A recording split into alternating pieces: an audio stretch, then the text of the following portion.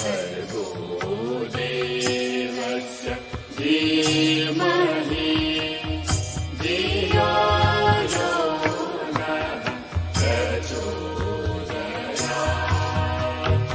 ॐ भूर्भुवः स्वः तत्सवितुर्वरेण्यं भर्गो देवस्य धीमहि धियो यो नः प्रचोदयात्।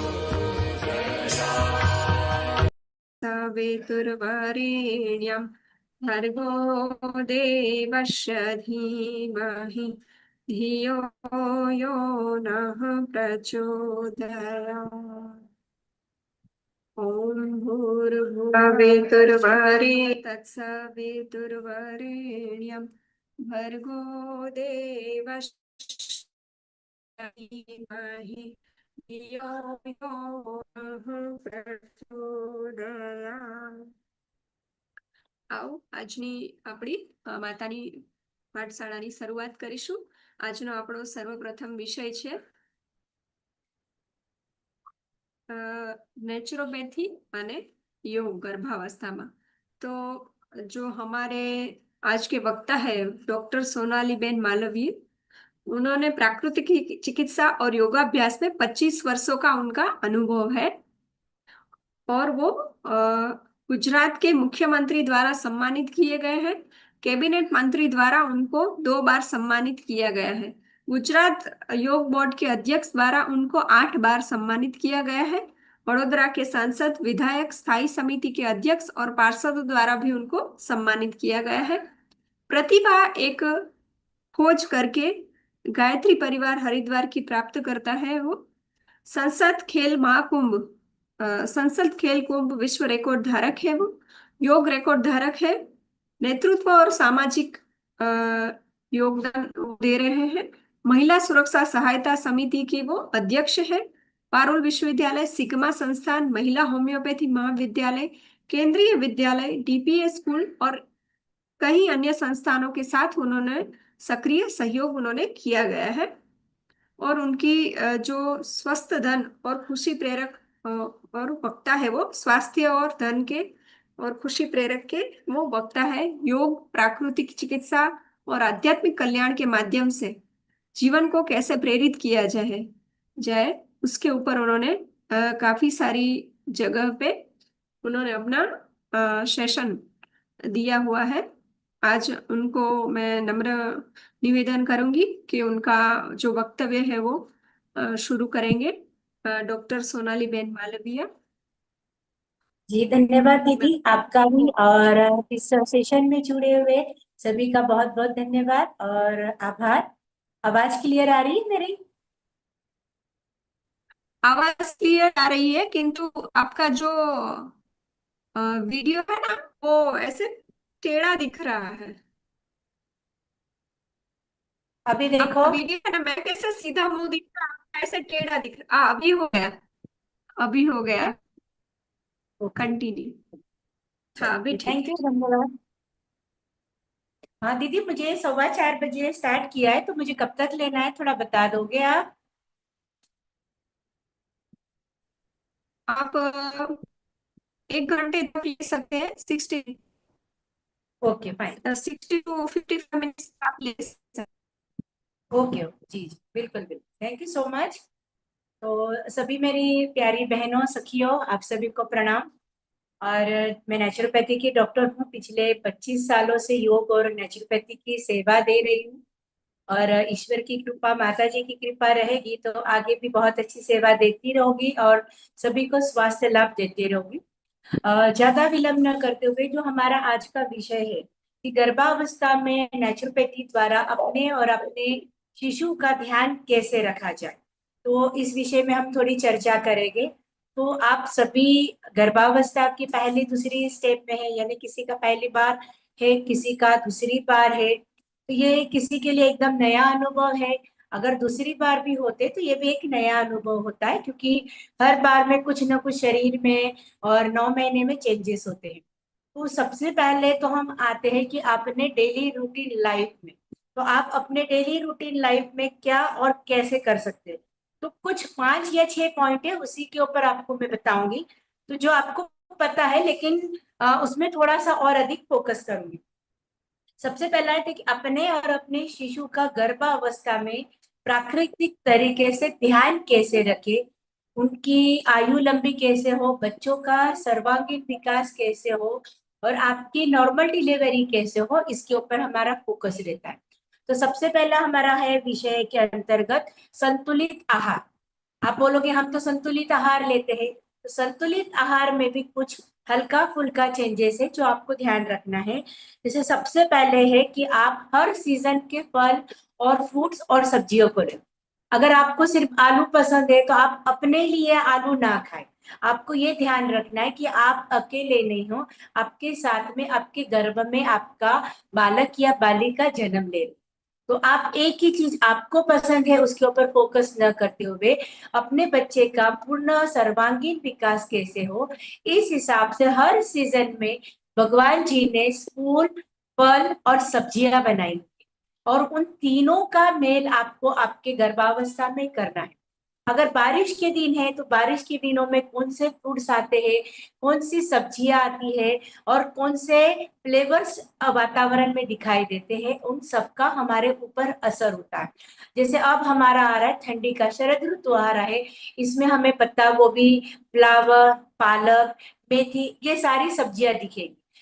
लेकिन ये सब्जियां खाते वक्त भी हमें सावधानी रखना है। कैसे कि आप जब सब्जियां लाते हो मार्केट से, तो क्या हम उसे प्रॉपरली वे में साफ करते हैं या नहीं। मार्केट से लाई हुई सब्जी को आपको 5 से 10 मिनट हल्के से गुनगुने पानी में रख देना है। अगर आपके पास फिटकरी है, फटकड़ी है, तो उस पानी को सब्जी के ऊपर तक के रखना है और फटकड़ी के 2-3 राउंड घुमा देना। 5 से 10 मिनट में अगर उस सब्जी में कोई केमिकल है, कोई जंतु है, कोई कीटाणु है, तो वो क्या हो जाएगा, अपने आप बाहर निकल के आ जाएगा और वो डिस्ट्रॉइड हो जाएगा। तब जाके आपकी सब्जी प्रॉपर होगी। अब उसके बाद आपको आपकी सब्जी को काट लेना है। अब बहुत सारे लोग गलत तरीके से करते हैं, पहले सब्जी काटते हैं और उसके बाद उसको धोते हैं। तो कुछ सब्जियों के लिए ये सही है और कुछ सब्जियों के लिए नहीं है। जैसे पालक है, फ्लावर्स है, पत्ता गोभी है, बीट, कैरेट, ये सबको पहले अच्छे से पानी में 5 मिनट धो करके और फिर उसको काट के हम डायरेक्टली उसको बना सकते हैं। कोई भी सब्जी बनाते हैं तो उसके ऊपर हमको ढक्कन ढक के रखना है। जो सब्जी से धुआं स्टीम निकलता है, उसी के अंदर मिनरल, कैल्शियम, विटामिन के सोर्स होते हैं। और हम लोग सब्जी खुली बनाते हैं तो धुएं के रूप में, स्टीम के रूप में उसके सारे विटामिन सोर्स निकल जाते हैं, और वो सब्जी मात्र क्या बोलती कचरे के फॉर्म में रहती है। तो आपको क्या करना है कि सब्जी काटने के बाद जब भी आप छोक करें, उसके ऊपर ढक्कन ढक कर ही बनाए। अब जब ढक्कन ढक के जब सब्जी को आप हिलाते हो, उसको आगे पीछे करते हो, तो सब्जी के ढक्कन जब आप उठाओगे तो ढक्कन में आप देखोगे कि स्टीम बनी हुई है, पानी के बबल से। उसको हम बाहर डाल देते हैं, वो बाहर न डालते हुए उस पानी को सब्जी के अंदर ही उल्टा कर देना है। जो स्टीम से विटामिन, कैल्शियम निकले हैं वो वापस हमें सब्जी में डालना है। इस प्रकार हम सब्जी बनाएंगे। सेम फल को भी हम ऐसे ही करेंगे। जब भी हम कोई भी सीजनल फ्रूट्स खाएंगे तो मार्केट से लाने के बाद, अब जैसे एग्जांपल दे रही हूँ कि मैंने अभी 2-3 दिन पहले केले लाए थे, नवरात्रि थी, तो केले दिखने में इतने अच्छे थे कि ऐसा मन कर रहा था कि अभी खाऊं। पर जब मैं वो केले खाने गई तो मैंने केले को जैसे ही छीला, बाहर से उसका वो रंग रूप बहुत अच्छा था, लेकिन जैसे ही केला खोला तो उसमें एकदम पल पला हो गया था और अंदर से खराब था। तो ये क्या है, केमिकल का असर हो रहा है। इसीलिए फ्रूट्स लाए, आप उसको 5-7 मिनट पानी में रखिए, पटकड़ी रखिए, कॉटन के आपके पास 2-3 दुपट्टे रखिए या तो कॉटन की साड़ी रखिए, और उसके ऊपर सब्जी और फ्रूट्स को आप फैला दीजिए और धीरे से पोंछ के फिर आप उसका यूज करिए। अब कोई कोई फ्रूट आपको छिलके के साथ खाना है, जैसे कि एप्पल है, चीकू है, जामफल है, लेकिन आप छिलके के साथ खा रहे तो उसको चबा चबा के खाना है। हमारे स्वर पेटी में ग्लैंड्स के अंदर सलाइवा जन्म लेता है हर सेकेंड, हर मिनट, और वही सलाइवा हमारे 60 to 70% बीमारी को दूर करता है। तो हम जितना सलाइवा के साथ खाना खाओगे, जूस पियोगे, पानी पियोगे, उतना सलाइवा, उतनी लार आपके खाने में मिश्रित होगी और आपकी बीमारियों से शरीर दूर होता जाएगा। बालक स्वस्थ और संपूर्ण रूप से परिपूर्ण जन्म लेगा। तो फल, फ्रूट्स। अब फूल के भी अंदर आता है कि कुछ ऐसे फूल है जो हम उसे खा सकते हैं। जैसे कि अगर आपके खुद के आंगन में अपराजिता है, पारिजात है, गुलाब है, तो आप, जैसे गुलाब है, आपको ऐसा लगता है कि मेरा बच्चा सुंदर हो, गोरा हो, मेरे लिप्स और मेरे बच्चे के लिप्स सुंदर हो, तो अपने आंगन में गुलाब खिला हुआ है, गुलाबी कलर, लाल कलर, केसरिया कलर, आपने कोई केमिकल डाला नहीं है, तो वो फूल क्या हो गया? प्योर, पवित्र और ऑर्गेनिक। तो आप उस गुलाब को आज भगवान को धरा दिया, थोड़ी देर के बाद उस फूल को ले लिया और उसको कुछ देर के लिए हाथ से क्रश करके या छोटे छोटे कटिंग करके उसको आप एक पानी में रख दो और थोड़ा उबाल लो, वो आपका गुलाब जल बन गया। तो आप उसको स्नान में ले सकते हो।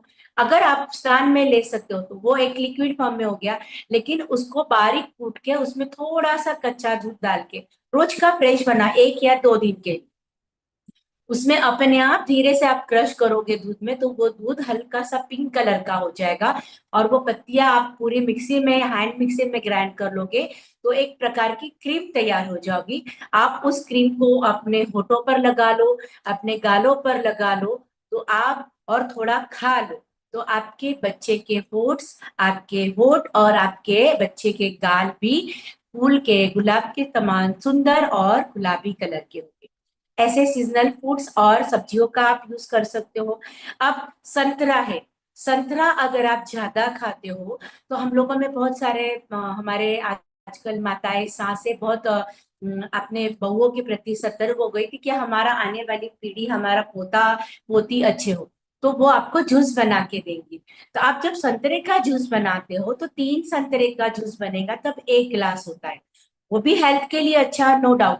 लेकिन आप संतरे को डायरेक्टली छिलका निकाल के अंदर के पल्प के साथ जो व्हाइट कलर का रेशा है, ऊपर का हार्ड वाला रेशा निकाल कर अगर आप उसको चबा चबा के खाते हो, तो संतरे के साथ विटामिन सी तो मिलता ही है, लेकिन जो व्हाइट कलर के रेशा है वो फाइबर होता है, वो आपके शरीर में बहुत ज्यादा मात्रा में आपको एनर्जी देता है, आपको कॉन्स्टिपेशन का प्रॉब्लम नहीं होता है। सेम संतरा हो गया, सेम मौसम्बी हो गया।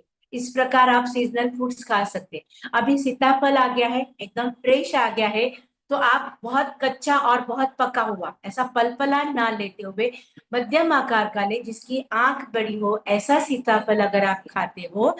कोई भी फ्रूट्स खाने के बाद तुरंत कम से कम 15 मिनट पानी नहीं पीना है, ये भी आपको ध्यान रखना है। हम लोगों को, बहुत सारे लोगों को आदत होती है कि फ्रूट्स खाया और हाथ बाजू में ही ग्लास बना है पानी का और पी लिया। तो फ्रूट्स खाने के 10 से 15 मिनट तक के आपको पानी नहीं पीना है। जो विटामिन, कैल्शियम उस फ्रूट से, उसके रस से, उसके फाइबर से आपको मिलता है, वो आपके पूरे बॉडी के अंदर फैल जाने, उसको भी आप जितना चबा चबा के मुंह में ग्राइंड करके खाएंगे, सलाइवा जितना आएगा, आपके बच्चे की, आपकी मेमोरी, कॉन्स्टिपेशन दूर हो जाएगा, आपको कभी भी पेट की बीमारी नहीं होगी और बच्चा हेल्थी, तंदुरुस्त तैयार होगा। उसके बाद में हम आते हैं कि भोजन आपको करना है, तो भोजन कैसे करना है? एक ही बार बैठ के भोजन नहीं करना है। भोजन आपको हर 2 घंटे में अल्पाहार के समान, अगर आप एक साथ बैठ के 2 रोटी 3 रोटी खाते हैं, तो आप 1 रोटी सब्जी दाल चावल खाइए, फ्रूट्स खाइए, पोहा खाइए, मिलेट्स खाइए, मिक्स सब्जी खाइए। तो ये थोड़े थोड़े देर में अगर आप खाओगे तो आपको भूख अधिक मात्रा में नहीं लगेगी, आपका वजन नहीं बढ़ेगा और बच्चे को भी प्रॉपर डाइजेशन के मात्रा में पेट के अंदर घूमने, हिलने फिरने को जगह रहेगी।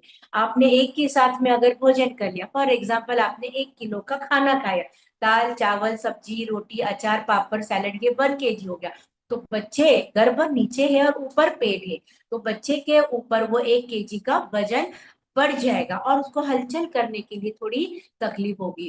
तो हर 2 घंटे में आप 250-250 ग्राम, 300-300 ग्राम भोजन करोगे तो बच्चे को घूमने के लिए जगह रहेगी, उसकी बॉडी के ऊपर वजन नहीं आएगा और वो अंदर अच्छे से खेलेगा और पनपेगा। तो हर 2 घंटे में आप खाना खाओगे तो ये आपके और आपके शिशु के लिए बहुत ज्यादा अच्छा रहेगा। अब भोजन कैसे करना चाहिए? अभी आप बोलोगे कि भोजन तो अच्छे से करना चाहिए, लेकिन आप सांस्कृतिक रूप से, ट्रेडिशनल रूप से जमीन पर आलथी पालथी लगाकर आसान से लेकर के बैठ कर के अगर भोजन करते हो तो आपका पेट सीधा रहता है और आपके पाचन क्रिया अच्छी हो जाती है, बच्चे के ऊपर प्रेशर नहीं आता है और खाना अच्छे से चबाते हैं और अच्छे से पाचित होता है। खाना खाते वक्त बहुत सारे लोग बोलते हैं, हम भी बोलते हैं कि खाना खाते वक्त पानी नहीं पीना चाहिए, लेकिन गर्भावस्था में हमारी पानी की मात्रा होना जरूरी है। तो आप बहुत ज्यादा नहीं, लेकिन थोड़ा 1 या 2 घूंट बीच में खाना खाते वक्त आप पानी का सेवन जरूर करें। अगर आपके खाने में दाल है, कड़ी है, पतली कोई सब्जी है, दही है, तो पानी की मात्रा नहीं ली तो चलेगा। लेकिन आप ड्राई खा रहे हैं, जैसे पराठा खा रहे हो, सूखी सब्जी खा रहे हो, थेपला खा रहे हो या सिर्फ राइस खा रहे हो, तो उसे ग्राइंड करने के लिए थोड़ा थोड़ा पानी होना जरूरी है। आप सब गृहिणी आपने देखा होगा, जब हम मिक्सर में कोई चीज को ग्राइंड करते हैं और अगर हम पानी नहीं डालें तो वो ग्राइंड होने में देर लगती है या वो थोड़ा ग्राइंड दरदरा होता है। लेकिन उसी मिक्सर ग्राइंडर में हम 2 टेबल स्पून भी पानी डाल देते हैं तो क्या हो जाता है, मिक्सर के अंदर जो चटनी है, जो मसाला है, बहुत अच्छे से ग्राइंड हो जाता है और आपका मिश्रण अच्छे हो जाता है। ऐसे ही आप खाना खाते वक्त थोड़ा थोड़ा पानी पियोगे या छाछ का सेवन करोगे या सूप का सेवन करोगे तो आपका खाना अच्छे से ग्राइंड होगा। अब खाना खाते वक्त बात ना करें, टीवी ना देखे, मोबाइल ना देखे, क्रोध ना करे। घर में हस्बैंड जा रहा है, आप खा रहे हो और उनको बोले अरे आप टिफिन लेके जाओ, आप ये लेके जाओ, तो आपका पाचक रस कम हो जाएगा क्योंकि आपके 2 पार्ट डिवाइड हो जाएंगे। आपका ध्यान बातों में है, मोबाइल में है, टीवी में है, आपका पूरा फोकस खाने पर नहीं रहेगा। जब हमारा सहस्त्रार चक्र डोपामाइन हमारे पेट से यानी नाभि चक्र से मणिपुर चक्र से जुड़ता है तो हमारा जो पाचन कर रहे हैं, आप जो खाना खा रहे हो वह अच्छे से पाचित होगा, अच्छे से ग्राइंड होगा और अच्छे से सेल्स और शरीर के हर एक अंग तक वो बहुत अच्छे से पहुंचेगा और आपके शिशु तक के भी वो बहुत अच्छे से रक्त का संचार करेगा और आपके शिशु को परिपूर्ण भोजन मिलेगा। अब आते हैं कि हम कैसे खा रहे हैं। अगर आप खाना खाते वक्त ड्राई खाना खा रहे हो, कच्चा खाना खा रहे हो, अंकुरित खा रहे हो, तो कब खाना चाहिए? हम दिन भर में 8 से 10 घंटे थोड़ा चलते हैं, उठते हैं, बैठते हैं, तो हम दिन में सूर्यास्त यानी 3 से 4 बजे के पहले आप अंकुरित खा सकते हो, कच्चा सैलेड खा सकते हो। लेकिन 4 बजे के बाद आपको बिल्कुल भी कच्चा खाना नहीं खाना है, बिल्कुल सैलेड नहीं देना है। 4 बजे के बाद आपका जो भी भोजन होगा, अल्पाहार हो, पूरा डिनर हो या रात का पूरा खाना हो, वो परिपूर्ण पका हुआ ही होना चाहिए। क्योंकि दिन में 8 से 10 घंटे हम जो भी खाते हैं वो अच्छे से ग्राइंड होता है, लेकिन सूर्यास्त के बाद हमारे काम करने की शक्ति कम हो जाती है, वर्किंग टाइम हमारा कम हो जाता है, तो कच्चा खाना और अंकुरित खाना बिल्कुल भी ना लें। आप दिन में उसको ले सकते हो। मैं तो ये कहूंगी कि थोड़ा डायरेक्टली कच्चा ना खाते हो, थोड़ा बॉईल करके खाओगे तो आपको कॉन्स्टिपेशन, एसिडिटी का प्रॉब्लम नहीं होगा। और अगर आपको आदत है तो कोई दिक्कत नहीं, लेकिन ये प्रयास करें कि सूर्यास्त के पहले आप कच्चा और अंकुरित खाना खाएं। अब खाना खाते वक्त आपको क्या करना है, खाना खा रहे हो तो आपको कोशिश करना है कि मन को, शरीर को एकाग्र रखें। आप भगवान के सामने, या आपको ऐसा लगता है कि मेरा बेटा या मेरी बेटी जन्म लेना चाहते हैं, तो वो कृष्ण का स्वरूप हो, देवी का स्वरूप हो, तो आप खाना खाते वक्त अपने सामने भगवान का चित्र रख सकते हो। आपको ऐसा लगता है कि मेरा बच्चा मेरे पति जैसा हो, मेरे दादा जैसा हो, मेरे माता पिता जैसा, तो उनके छवि को, भगवान की छवि को सामने रख के आप जब खाते हो तो जो आप खा रहे हो, जो सलाइवा आपके कंठ में तैयार हो रहा है, जो विशुद्धिकृत आपका एक्टिवेट हो रहा है, आपके स्वाद के साथ बच्चे तक के वो आपके विचार खाने के साथ साथ बच्चे को पहुंच रहे। जैसे आपने बोला है कि खाना खाते हैं तो ही हम ताकतवर होते हैं, खाना खाते हैं तो ही हमारी हाइट बॉडी बनती है। तो जब आप खाना खा रहे हो तो आप जो विचार कर रहे हो, जो सोच रहे हो, जो चाह रहे हो, वैसा आपका शरीर के अंदर बच्चे पर अच्छा असर हो रहा है। तो कोशिश करें मोबाइल ना देके, टीवी ना देके, सास बहू की सीरियल ना देके, तो आपका बच्चा बहुत अच्छा हो। अगर आप टीवी देख रहे हो तो धार्मिक सीरियल देखो, मंत्र जाप लगाओ, लय ध्वनि लगाओ, ओम का जप लगाओ, ताकि आपके सलाइवा के साथ साथ बच्चे तक के अच्छे विचार, अच्छी सोच पहुंचे। तो ये हो गया आपका खाने का। अब बहुत दूसरा राउंड होता है जल यानी पानी। हमारे शरीर में गर्भावस्था के दरमियान 7 से 8 गिलास पानी होना बहुत ज्यादा जरूरी। अभी आप बोलोगे मैडम हम तो पीते हैं, लेकिन आपको एक साथ ही नहीं पीना है। सबसे पहले तो फ्रिज का पानी बिल्कुल नहीं पिएंगे, कोल्ड ड्रिंक बिल्कुल नहीं पिएंगे, ठंडा पानी, सोडा, आइसक्रीम का सेवन बिल्कुल नहीं करेंगे।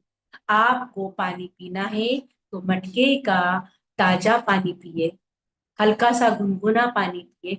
गुनगुना पानी आपके डाइजेशन को अच्छा रखेगा और बच्चे को गैस वायु नहीं होने देगा।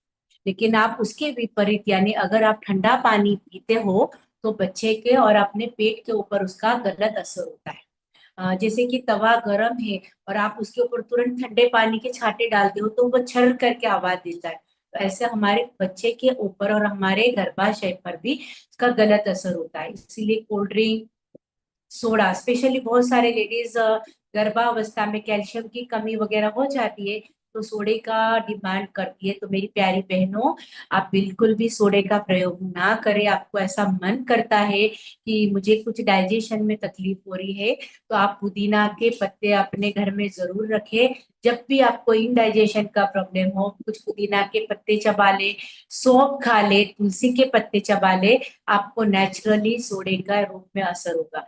लेकिन ठंडा पानी, फ्रिज का पानी नुकसान करता है।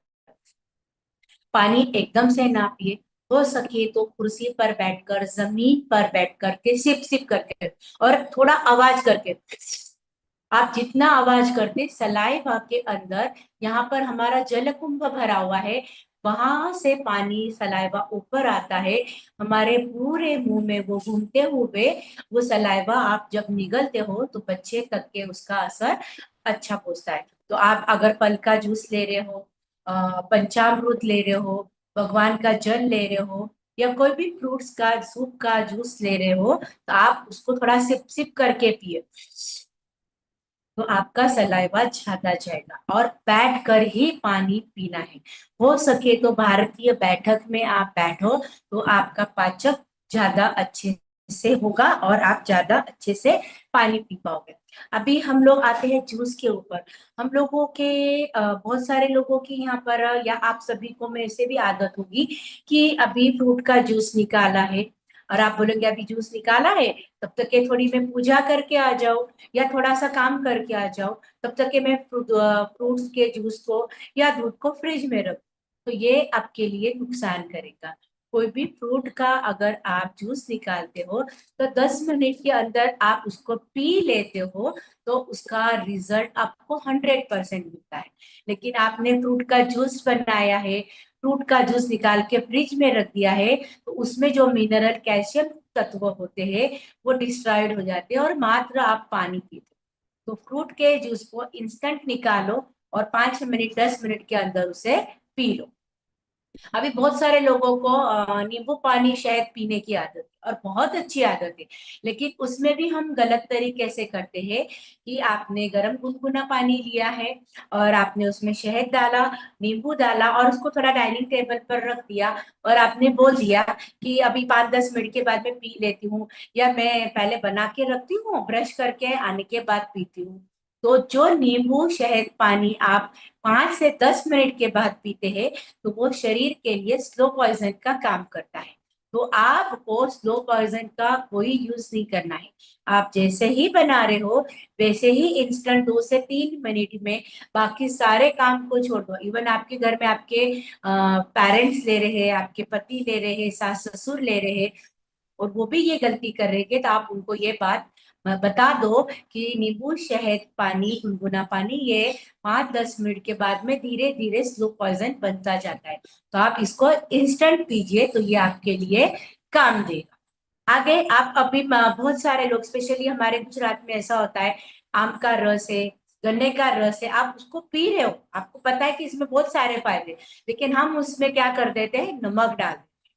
तो ऑलरेडी वो इतना अच्छा बना है, गन्ने के रस को धरती का अमृत कहा गया है, और आप उसमें नमक डाल देते हैं, तो आपका प्रेगनेंसी में नमक की मात्रा को जितना कम करोगे आपका बीपी कंट्रोल में रहेगा। अगर आप नमक की मात्रा को बढ़ाओगे तो हाथ पैरों में सूजन रहेगी, पैरों की मात्रा फूली हुई रहेगी, चलने में दिक्कत आएगी, और आपका बीपी हाई होगा।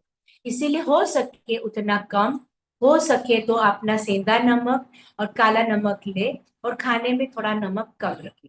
पर आप कोई भी जूस पी रहे हो तो बिल्कुल भी नमक नहीं डालोगे, बिना नमक के ही, चाहे वो खट्टा हो, चाहे वो मीठा हो, चाहे वो कड़वा कसेला हो। जैसे जामुन का रस पियोगे तो उसमें स्वाद नहीं रहता है, कद्दू का रस पियोगे तो उसमें स्वाद नहीं रहता है, लौकी का रस पियोगे तो वो फीका रहता है, पर उसमें आप कोई भी प्रकार का कलर का फ्लेवर या नमक नहीं डालोगे। बिना नमक के ही कोई भी रसाहार आप करोगे तो उसका रिजल्ट आपको ज्यादा अच्छे से मिलेगा।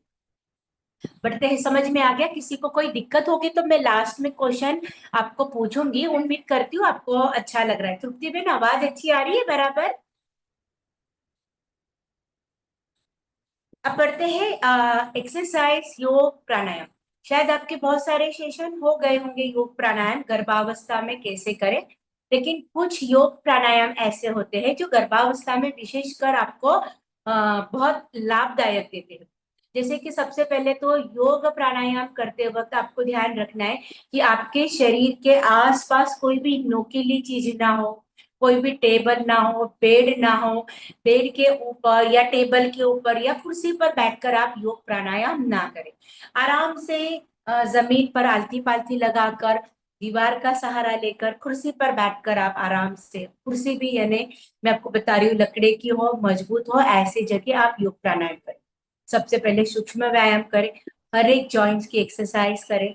गर्भावस्था के दरमियान किए जाने वाले आसन है तितली आसन, त्रिकोणासन, चक्की आसन, खड़े रहकर किए जाने वाला ताड़ासन, तिर्यक ताड़ासन, हल्का फुल्का भुजंगासन। भुजंगासन में भी 3 महीने आप आराम से कर सकते हो, फिर पेट बड़ा हो जाएगा तो थोड़ा योग एक्सपर्ट के माध्यम साथ आप योग प्राणायाम कर सकते हो। योग करते वक्त ध्यान रखें कि ढीले कपड़े, बिल्कुल टाइट कपड़े ना हो, आपके हाथ पैर इजी मूवमेंट्स कर सके और बच्चे को भी कोई तकलीफ ना हो।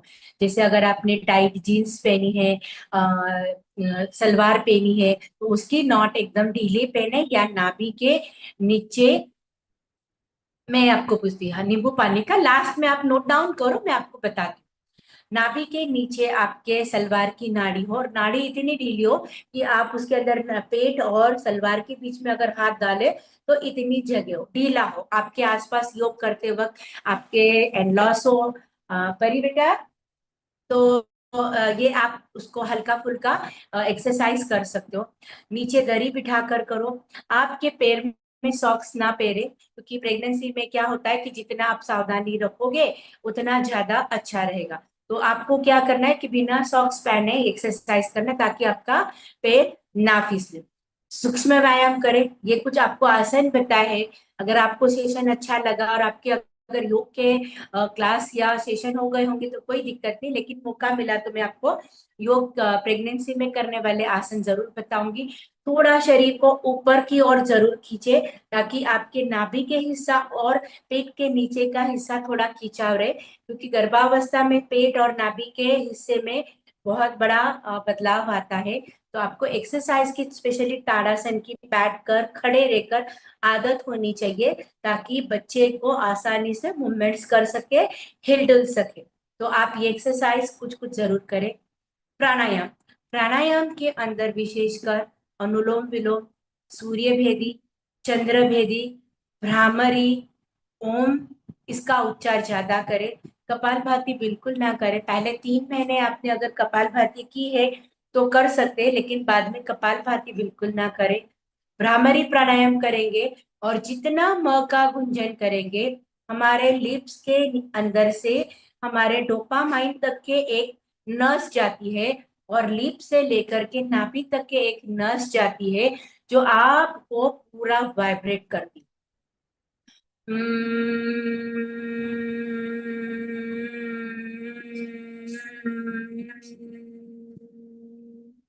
ये वाइब्रेशन आपके डोपामाइन को एक्टिव करता है।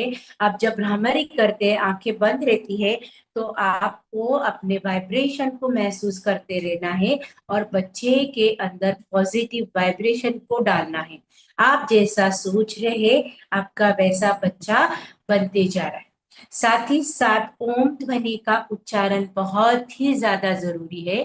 तो आपको अपने राइट हैंड पे लेफ्ट हैंड ऐसे रखे, ये जो अंगूठे इसको ऐसा मिला करके दोनों हाथ को नाभि के ऊपर आप रखोगे। तो आप जब ओम ध्वनि का उच्चारण करोगे तो ये ध्यान मुद्रा होती है।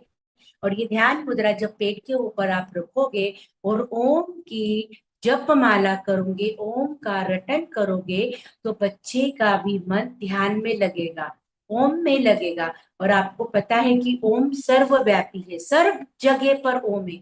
कोई भी श्लोक ओम से शुरू होता है, कोई भी प्रार्थना ओम से शुरू होती है। और ओम एक छोटा सा बिंदु है, लेकिन उसमें पूरा ब्रह्मांड त्रिदेव उसके अंदर समाये हुए हैं। तो जब भी आप ओम का उच्चारण करोगे तो पेट पे हाथ रखो। अगर आप भूल जाए कि ध्यान मुद्रा याद नहीं है, लेकिन आप पेट के ऊपर, मैं आप मतलब दिखे करके, पेट के ऊपर आप हाथ घुमाते जाओ और ओम का उच्चारण करते जाओ, तो आपका शिशु, आप देखोगे वो रास्ता देख रहा है कि मेरी मम्मी कब ओम बोलेंगी, कब पॉजिटिव वाइब्रेशंस होगा और कब मैं ओममय हो जाऊंगा। और आप देखोगे कि आप जब ओम का उच्चारण करोगे और धीरे धीरे आदत में आ जाओगे, तो आपका बच्चा ओम का ध्वनि का रिएक्शन देगा, मतलब आपको रिव्यू देगा, आपको रिप्लाई देगा, हलचल करेगा, हार्ट बीट्स बढ़ जाएंगे, हाथ हिलाएगा, पैर हिलाएगा या आपके आसपास परिक्रमा करेगा। इतना ज्यादा ओम के उच्चारण में, वाइब्रेशन में आपको फायदा मिलता है। आपको ऐसा लग रहा है कि गर्भावस्था में खूब ज्यादा पसीना आ रहा है, खूब पानी पीना है, हाथ पैर गर्म हो रहे, तो आप चंद्रभेदी प्राणायाम करो, जिससे आपका शरीर थोड़ा ठंडा हो जाए। गुलाब की पंखुड़ियां खाओ, मिश्री खाओ, जिससे आपका शरीर अंदर से शांत रहे। बहुत ज्यादा गर्म चीजें नहीं खाना है, बहुत ज्यादा गर्म पानी नहीं पीना है। हमारे, अगर आप पियर में गए हो, मायके में हो, और सास या माता जी गर्म खाना बना के दे रही हो, तो कर सकते हो। तो आप जैसे है कि गरम गरम बेटी को, बहू को रोटी दे दो, तो प्लीज एकदम गरम रोटी, गैस के ऊपर से उतरी हुई रोटी ना खाए। बहुत ज्यादा स्टीम बनती है, बच्चे को भी अंदर गरम महसूस होता है, उसके अंदर से स्टीम निकल जाने दो, धुआं निकल जाने दो, आपके टंग पर पता चले कि खाना गरम है, इतना ही गरम खाना है। आप फूक फूक के सूप पी रहे हो, गरम गरम पियोगे, तो बच्चे को अंदर तकलीफ होगी। इसलिए गरम गुनगुना पानी, गुनगुना सूप और गुनगुना खाना अगर आप खाओगे, तो आपको उसमें ज्यादा से ज्यादा आनंद मिलेगा और बच्चे की हेल्थ भी अच्छी रहेगी। अब बढ़ते हैं कि वातावरण, कैसे वातावरण में रहना चाहिए। अभी आप बोलोगे कि वातावरण शुद्ध है, नहीं, आपको शुद्ध, पवित्र, स्वच्छ वातावरण में रहना। अभी गर्मी है, आप बोलोगे मैं दिन भर एसी में रहूं। आपके पेरेंट्स अगर बोल रहे कि नहीं बेटा गर्मी बहुत ज्यादा हो रही है, दिन भर एसी चलाओ, तो ये आप और आपके बच्चे दोनों के लिए नुकसानकारी, क्योंकि एसी की हवा, आपने सर्च करा होगा या सर्च करो, 100% अच्छी नहीं होती है। और आप एक बंद कमरे में सिकुड़ के रह जाते हैं, तो वो हमारे लिए नुकसान करता है। तो हो सके आपको नींद खुलेगी अगर आप खोलो और सुबह 6:30 6:45 बजे उठ के योग प्राणायाम करो, खुली हवा में, छत पर, आपके आंगन में, आपके बालकनी में बैठकर अगर योग प्राणायाम करते हैं तो आपको पवित्र वातावरण मिलेगा, शुद्ध प्राणायाम मिलेगा। आपके जब प्राणायाम करते हो आपके बेडरूम में, आपके ड्राइंग रूम में हो सके तो तुलसी का क्यारा रखो, सर्पनाक का जो वृक्ष आता है वो रखो, एलोवेरा रखो, मनी प्लांट रखो, तुलसी रखो, शाम तुलसी रखो, तो ये अगर लेमन ट्री रखो, ट्री ग्रास रखो, तो ये ऑक्सीजन भी देता है और आपको नेचुरल खुशबू भी मिलती है और आपके शरीर के अंदर ऑक्सीजन की मात्रा बहुत अधिक बढ़ जाती है, तो वो आपको ज्यादा अच्छे से श्वसन करवाता है और आपके बच्चे तक के ऑक्सीजन की मात्रा ज्यादा पहुंचती है।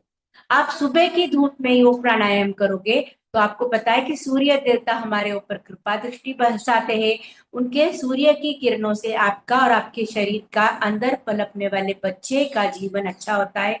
सूर्य की किरणों से बच्चे को स्किन प्रॉब्लम नहीं होगी, आपकी स्किन त्वचा अच्छे से चमकेगी, विटामिन डी की कमी दूर हो जाएंगी और आप सूर्य के समान उज्जवल, तेजस्वी, ओजस्वी बनोगे। तो सूर्य के सामने हल्का फुल्का प्राणायाम करो। आपको अगर ऐसा लगता है कि आज ठंडा मौसम है तो मैं शवासन करूं, तो आप हो सके उतने पतले कपड़े या गाउन पहन करके और दुपट्टा ओढ़ के आंखों के ऊपर हल्का सा पट्टा रख के आप 10 मिनट से 15-20 मिनट तक के धूप स्नान कर सकते हो। बच्चे के लिए बहुत अच्छा है। अभी 8-15 दिन में शरद ऋतु मतलब तो ऐसे तो चालू हो गया है, लेकिन ठंडक महसूस होगी, तो सूर्य के किरणों में अगर आप सोओगे तो आपको ज्यादा अच्छा लगेगा। फिर सूर्य के सामने बैक मतलब कमर की साइड करके भी सोगे तो आपके कमर को सेक मिलेगा, आराम मिलेगा, आपको आनंद आएगा और ये नेचुरली वातावरण में आप रहोगे तो आपका बच्चा हमेशा हंसता हुआ रहेगा, प्रकृति के साथ रहेगा, वो अकेला नहीं रहेगा और जब भी उसका जन्म होगा तो उसको प्रकृति के साथ खेलने में, रहने में आनंद आएगा। और साथ ही साथ आप टीवी मोबाइल से दूर रहेंगे। अगर आप टीवी मोबाइल देख रहे हैं तो कोशिश करें कि भगवानमय, मंत्रमय, आनंदमय आप देखें।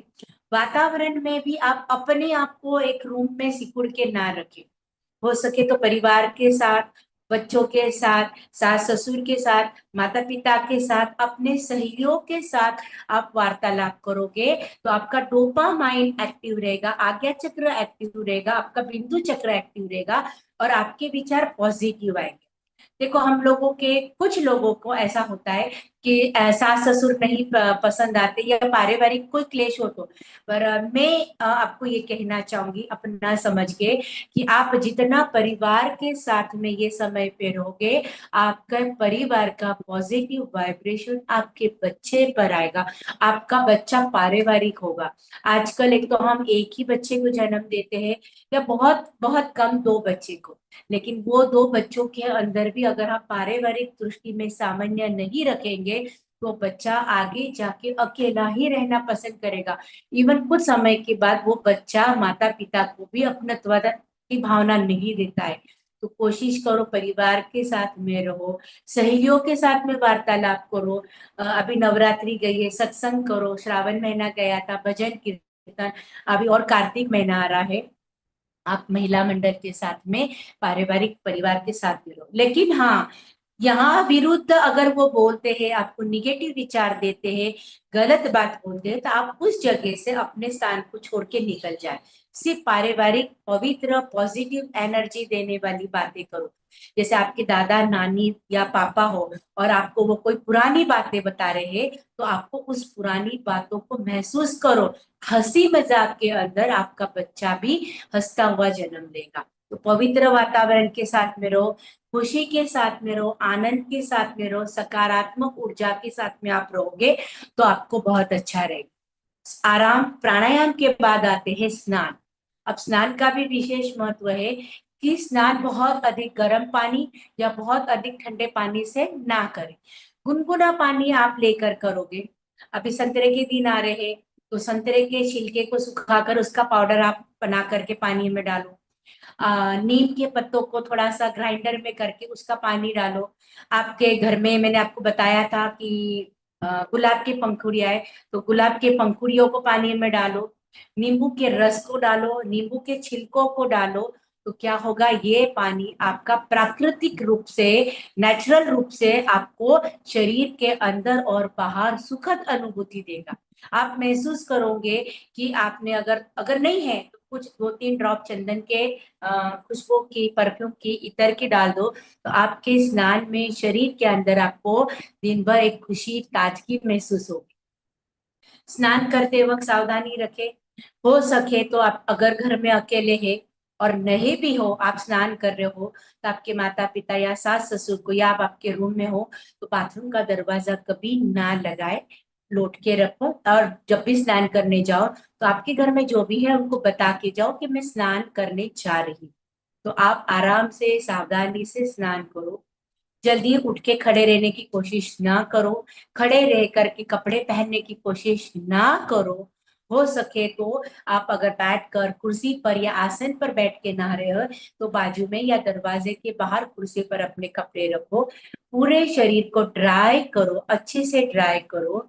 स्पेशली प्रेगनेंसी में हमारे अंडर आर्म्स फ्लैक्स हो जाते हैं, सेंसिटिव स्किन हो जाती है, तो साफ सुथरा कॉटन का टॉवेल या कॉटन का दुपट्टा लो। स्नान करने के बाद हमारे अंडर आर्म्स, जॉइंट्स को अच्छे से ड्राई करो और बाद में ही कपड़े पहनो। आपके कपड़े पूर्णतः रूप से सूखे हुए होना चाहिए। जैसे अभी बारिश आ रही है, हल्के से नम है, गीले है, ऐसे कपड़े आप बिल्कुल भी ना पहनो, जिससे ईचिंग होगी, वायरल इन्फेक्शन होगा और स्किन डिसीज होने की संभावना होगी। और फिर उसकी दवाइयां बच्चे को और आपको हार्मफुल केमिकल नुकसान करेगा। तो आराम से शरीर को ड्राई करके ही आप अपने कपड़े पहनो। हो सके तो एक पूरा या तो गाउन पहनो या ड्रेस पहनो, लेकिन उसमें से हवा आती जाती रहनी चाहिए। हमारे नाभि के नीचे का हिस्सा खुला रहे, उसका ध्यान दो। पहले 6-7 महीने तक के ठीक है, आपने सलवार सूट साड़ी पहनी है, लेकिन छठे 7वें महीने के बाद अगर आप जॉब कर रहे हो तो उसको ऑप्शन नहीं है, लेकिन जॉब के आने के बाद कोशिश करो कि आप गाउन पहने, खुला रखे, पेट को टाइट ना करें, लेगिंग्स ना, बिल्कुल लेगिंग्स ना पहने, सलवार पहने, प्लाजो पहने जिससे हवा आती जाती रहे, और आप फ्रॉक पहने, हवा आती जाती रहेगी। हमारे नाभि का नीचा, स्पेशली वजाइनल का हिस्सा बिल्कुल साफ होना चाहिए। आप जितने बार बाथरूम जा रहे हैं, बाथरूम करने के बाद में भी 1 मिनट, आधा मिनट रुको कि आपका जो ड्रॉप करके यूरिन निकल रहा है वो निकल जाए, आपकी पैंटी गीली ना हो, जिससे अंदर आपको ईचिंग, यूरिन इन्फेक्शन ना हो। टैल्कम पाउडर, डेटॉल पाउडर आती है, टैल्कम पाउडर आती है, उसका यूज करो। रात को सोते वक्त आप कमरे में अकेले हैं तो पैंटी बिल्कुल ना पहने, खुला रखे, जिससे आपके वजाइनल के आसपास बिल्कुल साफ सुथरा हो, ड्राइनेस हो और आपको कोई इचिंग ना हो, और बच्चे को भी आरामदायक स्थिति लगे। और अगर आप दिन भर जीन्स लेगिंग्स पहन रहे हो, तो कृपया जैसे ही आपको घर पर आ जाते हैं तो आपको अपने उस टाइट जगह को बिल्कुल खुला कर देना है। आज जो पैंटी पहनी है वो 2 दिन बाद, यानी अच्छे से कड़क धूप में सुखा कर ही पहने, कॉटन की ही पहने। अच्छे से वॉशिंग मशीन में ड्राई करे या हाथ से वॉश करे, स्पेशली नीचे का हिस्सा जहाँ कोई इन्फेक्शन ना हो। 1 से 2 मिनट गर्म पानी में उसको भिगो के रखे, 2 दिन पैंटी रखे, ताकि उसको आप डेटॉल में धो करके अच्छे से धूप में रखें और उसके बाद में आप पहने। आज वाली तुरंत कल या परसों ना पहने। और आपको बाथरूम बार बार हो रही है, यूरिन इन्फेक्शन हो रहा है, तो दिन में 2 से 3 बार स्नान करें, 2 से 3 बार पैंटी चेंज करें, तो बच्चे को और आपको कभी भी यूरिन इन्फेक्शन या स्किन डिसीज नहीं होगा। तो ये आपको ध्यान रखना है। बाथरूम में जाने के बाद में भी थोड़ा रुके कि आपको बिल्कुल भी नीचे का हिस्सा गीला ना हो। कभी कभी प्रेगनेंसी में खांसी आती है, बाथरूम जाते जाते तक लीक हो जाती है, तो घबराए नहीं। अगर आपको बहुत वोमिटिंग हो रही है, किसी किसी को वोमिटिंग करते करते वक्त बाथरूम निकल जाता है, तो ऐसे में आप डरना नहीं, बाथरूम को रोकने की कोशिश करेंगे तो बच्चे के ऊपर असर होगा। अगर आपको वोमिटिंग हो रही है, ये नेचुरल प्रोसेस है, अगर वोमिटिंग हो रही है और बाथरूम लीक हो रही है तो आप उसको दबाने की, नाभि को सिकुड़ने की कोशिश करेंगे तो बच्चे को नुकसान हो सकता है। तो आप बिल्कुल भी घबराए नहीं।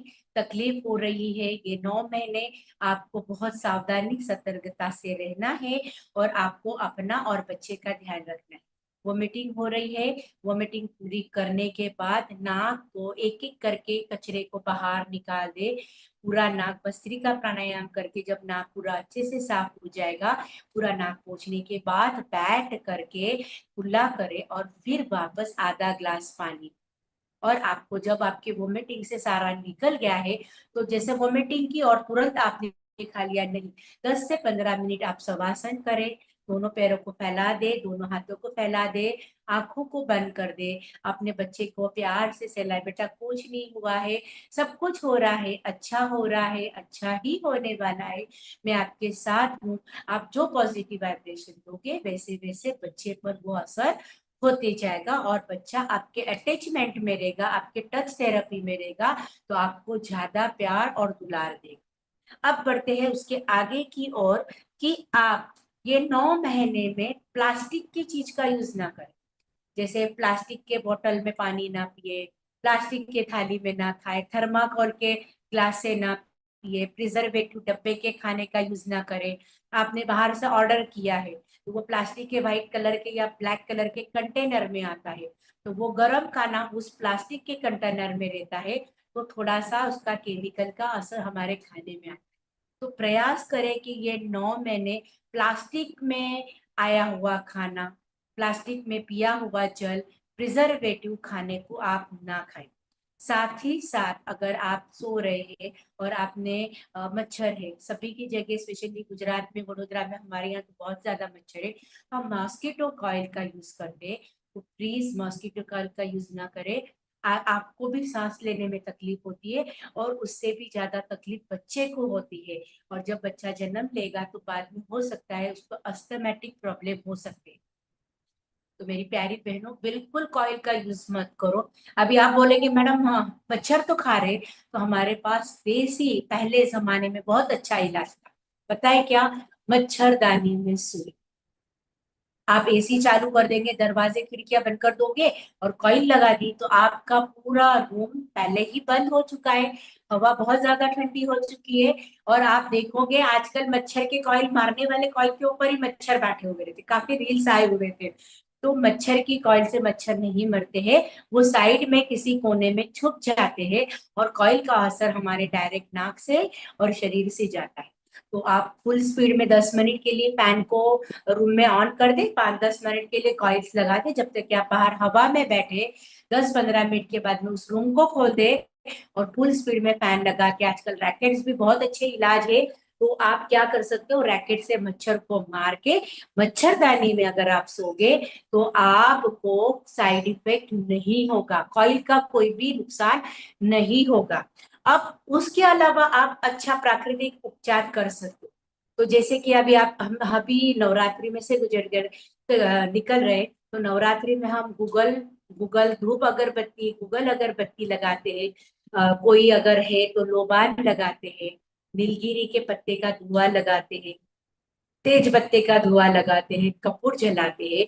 तो नेचुरली प्राकृतिक ये सुगंध वाली चीजें अगर आप आपके रूम में जलाते हो तो पॉजिटिव में एनर्जी होती है।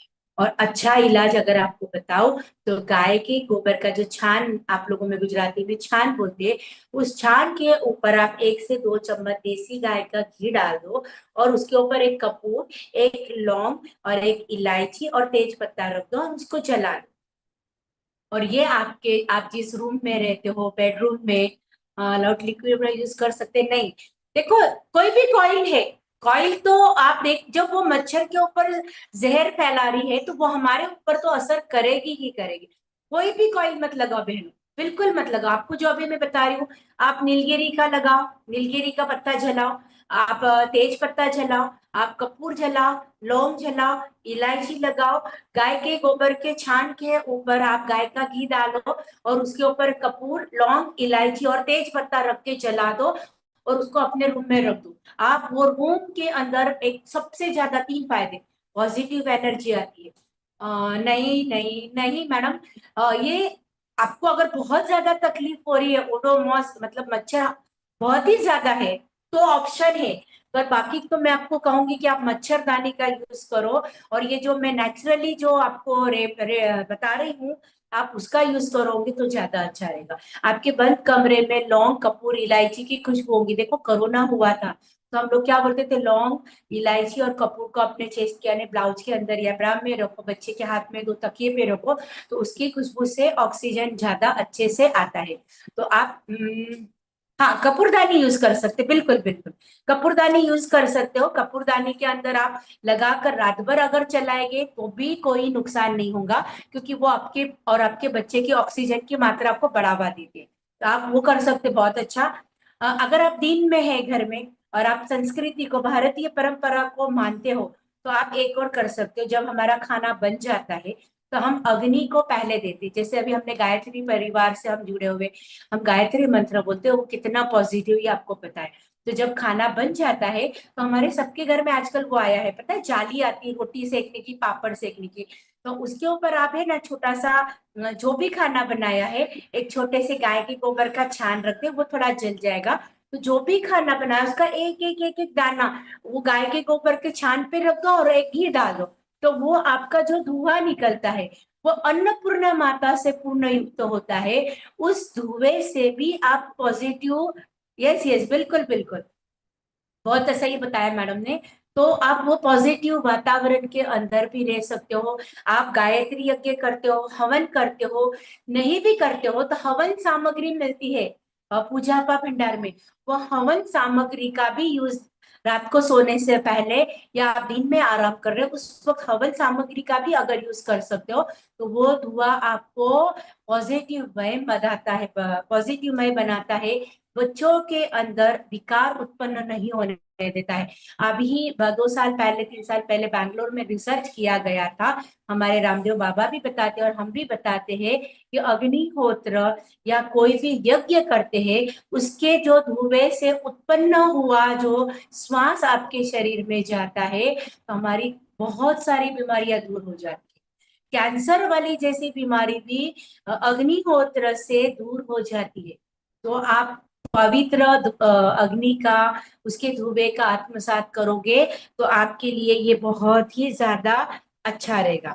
फाइबर वाला खाना ज्यादा खाओगे तो आपको पाचन क्रिया अच्छी होगी, आनंदमय होगी। समय होता जा रहा है लेकिन मैं फिर भी प्रयास कर रही हूँ कि आपको ज्यादा से ज्यादा और अच्छे से अच्छे बता सकूं। तो आपको शुद्ध वातावरण का बताया।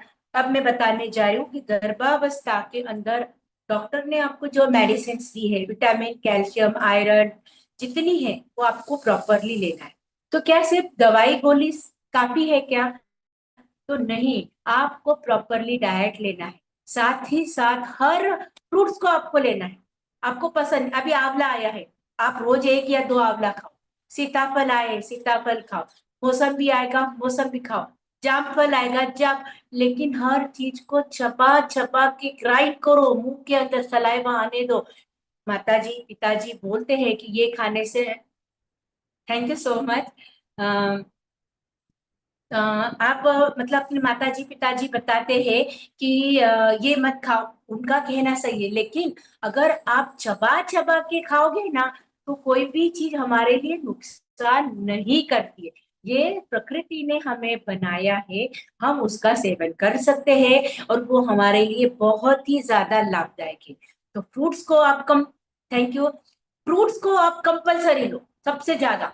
आप दवाई गोली एक एक लो, आयरन, अभी आयरन को आप 1 गोली और आप 2 आंवला खाओगे तो आपके बच्चे के बाल काले हो जाए। देखो आजकल बच्चे के 2-4 साल होते ही बच्चे के बाल सफेद हो रहे। आपके नसीब बहुत अच्छे हैं कि आपको आंवले का सीजन आ गया। आप दिन में 2-3 आंवले खाओ। तो सूर्यास्त के पहले खा ले, रात में नहीं। 2-3 आंवले रोज खाओ, देखो आपके बच्चे के बाल काले हो जाएंगे, आपके नीचे के डार्क सर्कल चले जाएंगे।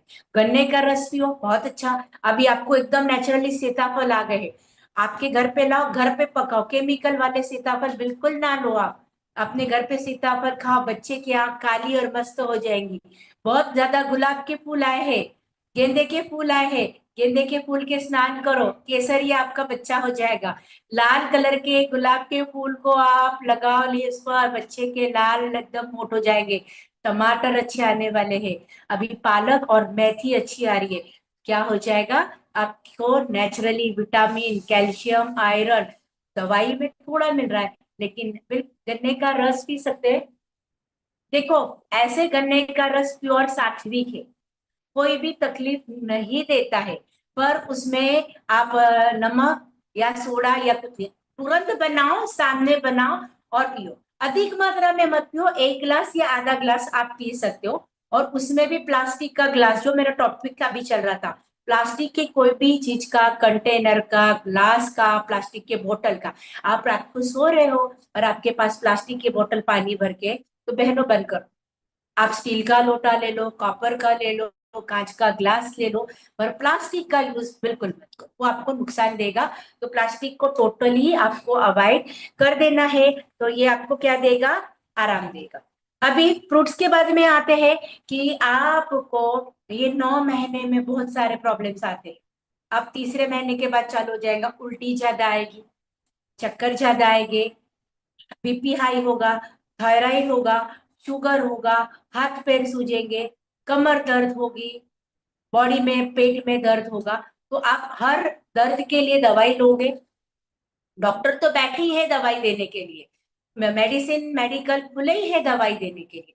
लेकिन हम इस चीज को, जो दर्द हो रहा है, जो 9 महीने चेंजेस हो रहे हैं, इसमें दवाई की मात्रा, मतलब पेन किलर की मात्रा को अवॉइड कर।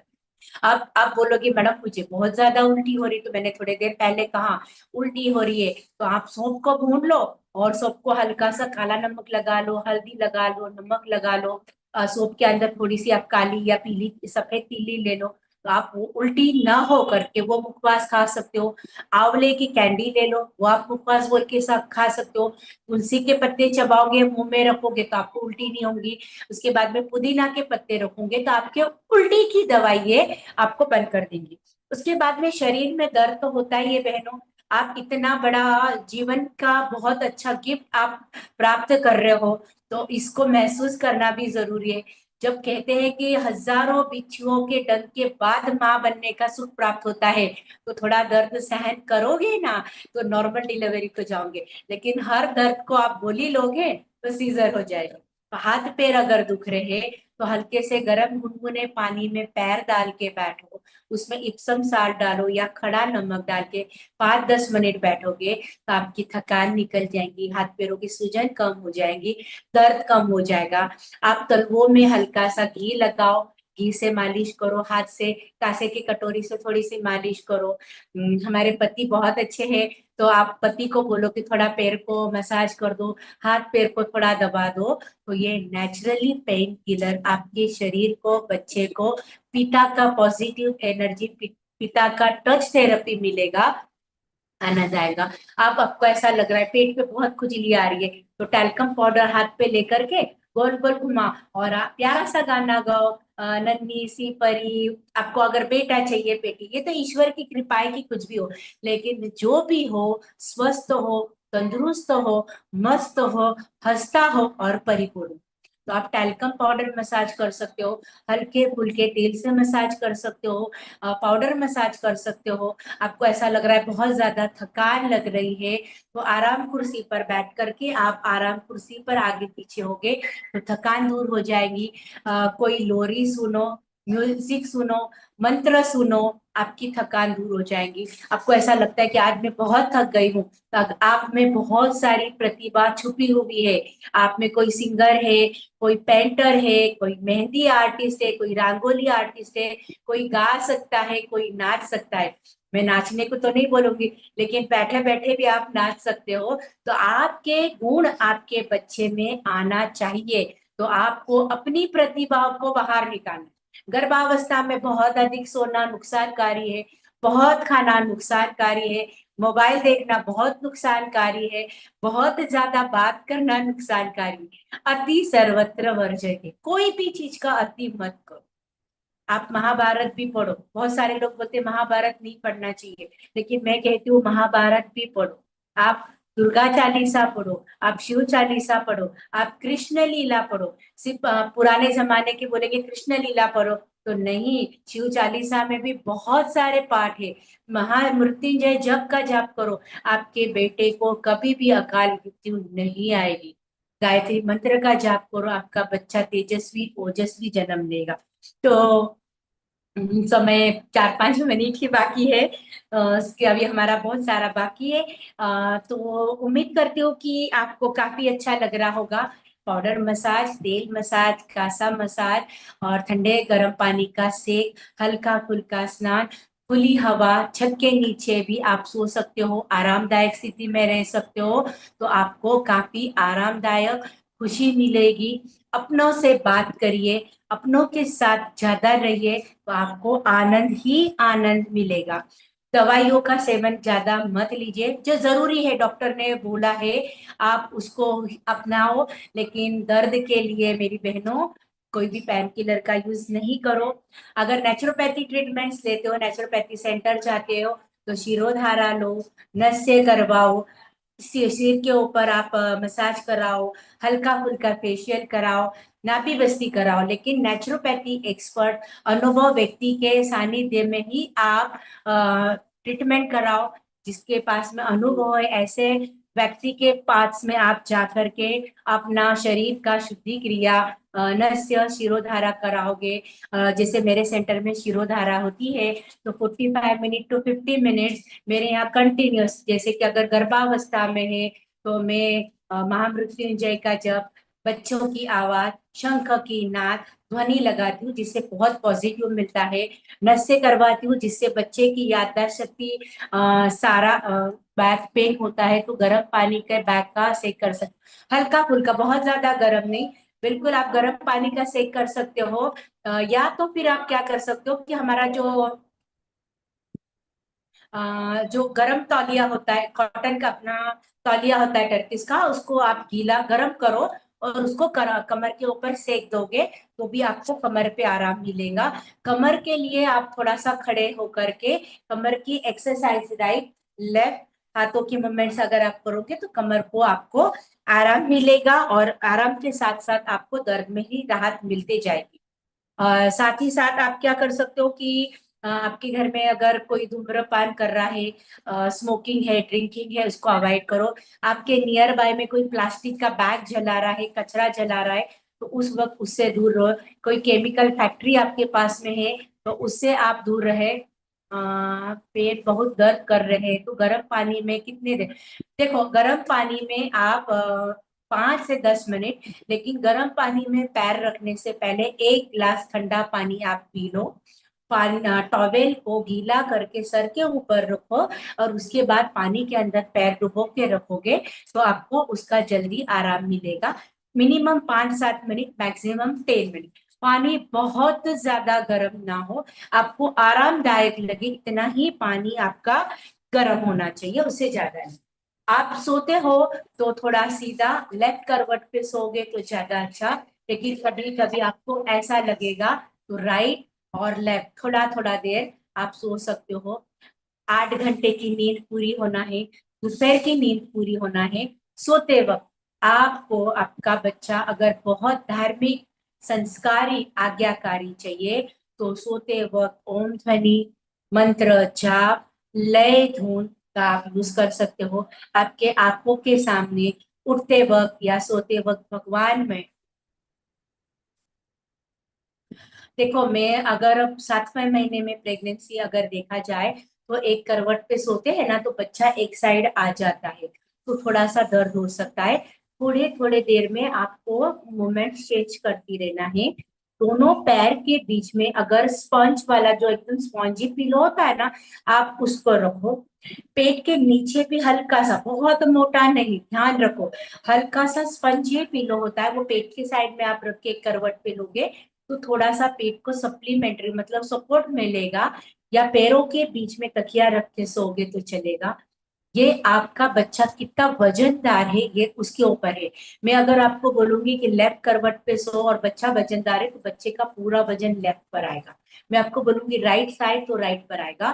तो आप मूवमेंट्स करो कि आप राइट साइड अगर सो रहे हैं और मुझे आरामदायक लग रहा है, तो पीलो का सपोर्ट आप पेट के साइड में रख के सोओगे तो भी आपको आरामदायक लगेगा। कमर के बल आप सोते हैं, तो जैसा हमारा छोटा सा पतला सा तौलिया है, उसको रोल करके कमर के नीचे अगर बैक साइड में रखोगे तो कमर को थोड़ा आराम मिलेगा। दोनों साइड में आप मूवमेंट्स करके थोड़ा थोड़ा देर सो सकते हैं। लेकिन एक ही करवट पर आप सो गए और बच्चे का वजन पूरा आ गया, तो बच्चे को भी घबराहट हो सकती है। तो थोड़ी नींद को अलर्ट रखना है, मतलब थोड़ी देर के बाद आपको करवट बदल लेना है, क्योंकि 7वें महीने के बाद बच्चा बहुत गोल घूमता है। 8वें महीने में, 9वें महीने में ज्यादा घूमता है। तो हमें पता चलता है कि बच्चे का पैर की साइड है, सर की साइड है। तो पैर के साइड में आप करवट लेके सोगे तो सर ऊपर रहेगा, तो उसके सर नहीं दबेगा, श्वास लेने में तकलीफ नहीं होगा। और आप अगर सीधा सोगे और आपको महसूस हो रहा है कि बच्चे के पैर यहाँ लग रहे और नीचे की तरफ बच्चे का सर है, तो पैर को थोड़ा खुला रख के आप सोगे। तो जैसे मैंने आपको कहा कि नीचे का हिस्सा खुला रहेगा, तो हवा बहुत अच्छी आती जाती रहेगी, तो बच्चे के मूवमेंट्स को भी आराम मिलेगा, उसको हवा भी अच्छी मिलेंगी। खिड़की के दरवाजे खुले रखे, आपके बेडरूम के खुले रखोगे और मच्छरदानी में सोगे तो शुद्ध सात्विक हवा मिलेगी। अभी जैसे कल परसों कोजागिरी आ रही है, तो कोजागिरी के दर्शन करो, उसमें रखा हुआ दूध का प्राशन करो। प्राशन करते वक्त भी भगवान का नाम लो। पूर्णिमा के दिन किया गया ध्यान आपके और आपके बच्चे के लिए बहुत ज्यादा लाभदायक रहता है। पूर्णिमा का ध्यान करो, चंद्र देवता को देखो। चंद्र देवता शीतल है, बहुत आनंदित है। देखो हर व्यक्ति में एक पॉजिटिव और निगेटिव। अगर आप सूर्य को बोलोगे कि मेरा बच्चा सूर्य जैसा है, तो सूर्य तपता भी बहुत है। आप बोलोगे मेरा बेटा चंद्र जैसा हो, तो उसमें दाग है। हम निगेटिविटी को छोड़ोगे और पॉजिटिव को लोगे, तो आप और आपका बच्चा हेल्दी, स्वस्थ, सुंदर, सुखरूप, स्वच्छ, पवित्र वातावरण में जन्म लेगा, आनंदित होगा, प्रफुल्लित होगा, सात्विक होगा और भारतीय संस्कृति के अनुरूप होगा। आप देखोगे तो हम योग, प्राणायाम, सात्विक भोजन, आनंद से वातावरण, पारिवारिक वातावरण में रहेंगे, तो आपका बच्चा हमेशा परिवार के साथ में रहेगा। ये आप महसूस करो, पहले जमाने में जो परिवार के साथ में बच्चा होता था, दादा दादी के प्रेम मिलता था, घर में जेठ जिठानी देवरानी रहती थी, तो बच्चा सब लोगों के हाथ में जाता था, तो बच्चा संस्कारवान होता था। लेकिन आज हम अगर सोचेंगे कि हमारे हस्बैंड वाइफ के साथ ही बच्चा हो, तो कल को बच्चा हमेशा एकल कुंडा यानी अकेला ही पसंद करेगा, और वो कुछ समय के बाद माता पिता को भी अकेला मतलब दूर करने का प्रयास करता है। तो परिवार के साथ रहो, खुश रहो, आनंदित रहो, सात्विक भोजन करो और खुशी के साथ रहो। मेरे कुछ बताने में, कहने में, समझाने में कुछ त्रुटि रह गई होंगी, तो आपकी बड़ी बहन समझ के माफ कर देना। मैं स्क्रीन पर मेरा नाम नंबर शेयर कर रही हूँ आपको, तो आप उसे देखिए। अभी तो मेरा चार्ट बाकी था कि भोजन फाइबर किस में है, कैल्शियम किस में, मिनरल्स किस में है। तो मौका मिलेगा तो आपको मैं अगर बिल्कुल आपके जरूर पास बताऊंगी। समय हो आपके पास तो ले सकते हैं। अभी हमारे पास 10 मिनट का समय है, तो 5:30 बजे तक खत्म हो जाएगा। ओके दीदी, बिल्कुल धन्यवाद, तो थैंक यू सो आठ मच। मिनट आठ तो मिनट आपको तक ले आनंद आ सकते हैं, कोई रहा, बात नहीं। आपको आनंद आ रहा है, तो मुझे सिखाने में भी काफी अच्छा लग रहा है कि मैं आपको बता सकूं सिर्फ एक मिनट। तो बहुत अच्छा लग रहा, थैंक यू सो मच आपकी कमेंट्स देख करके। अभी जैसे आप खाने पर थे, तो मैं एक और बता दूं कि जहां तक के सारे जुड़े हुए हैं तो सात्विक शाकाहारी भोजन वाले होंगे। लेकिन हो सकता है कि डॉक्टर की सलाह, डॉक्टर देते हैं कि आप अंडा खाओ या मांस, मटन, मछली खाओ। तो अगर आप उसको खा रहे हैं, तो परिपूर्ण पका हुआ खाना, बिल्कुल कच्चा या आधा पक्का बिल्कुल ना खाए, वो आपको डाइजेशन में और शरीर में नुकसान देगा। बहुत ज्यादा तेल मसाले का यूज आप ना करो, आप उसको कम से कम रखो, तेल की चीजों को अवॉइड करो। मन कर रहा है, प्रेगनेंसी है यानी बहुत सारा खाने का मन करेगा, तो बिल्कुल खाओ, क्योंकि मैं भी खाने की बहुत शौकीन हूँ। तो पर मेरे बैड लक ऐसे कि मेरे दोनों प्रेगनेंसी के टाइम पे मुझे पूरे 9 महीने उल्टियां हुई, और 9 महीने यानी मैंने उल्टी की, बाद में लेबर रूम में चढ़ी, और उसके बाद में मेरी डिलीवरी हुई। तो मैंने तो नहीं खाया है, लेकिन आप लोगों का ऐसा ना हो, तो खाने का मन हो तो बिल्कुल खाओ और खुश रहो। अब मैं आती हूँ सोने के ऊपर। सोते वक्त आपको, जैसे अब मेरा टॉपिक चल रहा था, तो अगर आप बेड पर सो रहे हो, तो बेड के ऊपर आपने सुना होगा कलर थेरेपी, सुगंध चिकित्सा, खुशबू चिकित्सा बहुत मायने रखती है। तो कपूर का मैंने बताया, क्या बोलते हैं, सात्विक सारा बताया, चार्ट करी बता दो, डाइट के चार्ट्स भी शेयर शेयर करें, और अपना एड्रेस का भी शेयर करें। तो रूम के अंदर अगर आप डार्क कलर का जीरो का बल्ब लगा रहे हो, तो लाल कलर का बल्ब बिल्कुल ना लगाए, हरे कलर का या ब्लू कलर का आपको बल्ब लगाना, और उसी में आप सोगे। और आपको अगर नींद नहीं आ रही है, थकान लग रही है, दर्द लग रहा है, तो ध्यान या त्राटक क्रिया अगर आप करोगे, जैसे कि उस हरे कलर के रोशनी को अगर आप देखोगे, तो आपकी आंखों को हरा कलर और नीला कलर शीतलता, ठंडकता का प्रतीक है। तो आपकी आंखों से आपकी शरीर में ठंडकता, शीतलता जाएगी। और ध्यान और त्राटक क्रिया अगर आप करोगे, तो आपको आराम से नींद आ जाएगी, और कलर थेरेपी आपके शरीर को आनंद और आराम देगी। अगर आपके रूम में लाल कलर का बल्ब है, तो उसको हटा दो। आपने देखा होगा लाल कलर का बल्ब कहाँ होता है? ऑपरेशन थिएटर के बाहर, एम्बुलेंस, इमरजेंसी के लिए। तो लाल कलर को हटा दो, और हरा या नीले कलर का बल्ब आप लो। आप जिस बेड और बिस्तर पर सोते हैं, तो उसको रोजाना आप 2 बार 3 बार सोने जा रहे हो, तो उसको प्रॉपरली अच्छे तरीके से क्लीन करके, झटक करके ही सो। अगर आप दोपहर में सोए हैं और आप बोलोगे मैं रात को सोई, लेकिन आप जब दोपहर में सोए थे, तो आपको कुछ निगेटिव थॉट्स आए थे, या कुछ विचार बुरे आए थे, और आप सोए थे, तो उस बेड के आसपास जो ऑरा होता है, वो कुछ देर के लिए, कुछ घंटों के लिए निगेटिव छूट जाता है। तो आप वापस से रात को सोते वक्त उसको झटक ले। आपके रूम के अंदर कांच के बाउल में खड़ा नमक, या फिर अंधेरा हो तो चलता है, चल तो सकता है, लेकिन अगर क्या रूम में व्हाइट लाइट लगा सकते, चलेगा। लाइट भी व्हाइट कलर का लाइट भी डायमंड का स्वरूप होता है। अब त्रिनेत्र का स्वरूप है, आज्ञा का चक्र का स्वरूप है। तो व्हाइट कलर का बल्ब का उजाला भी आपको डायमंड का रूप दे सकता है, आप उसको रख सकते हो। कपूर का मैंने बताया, कांच के बाउल में खड़ा नमक, इप्सम सॉल्ट, या सी रिवर सॉल्ट, मतलब समुद्र का सॉल्ट आता है, वो मिलता है। आप उसको भी अगर रूम में रखोगे, तो आपकी निगेटिव एनर्जी लॉस हो जाएगी। तो आपके बेडशीट को, चादर को झटक के अगर आप सोगे, तो ज्यादा अच्छा रहेगा। आपकी बेडशीट का कलर लाइट पिस्ता, light green, light blue, light pink, उसके बाद में लाइट पर्पल कलर ऐसा हो, तो आपको शांत और शीतल नींद आएगी, और आप आरामदायक, अंधेरा हो तो चलेगा, पर अगर मैं ये कहना चाहूंगी कि अंधेरा ना रखो।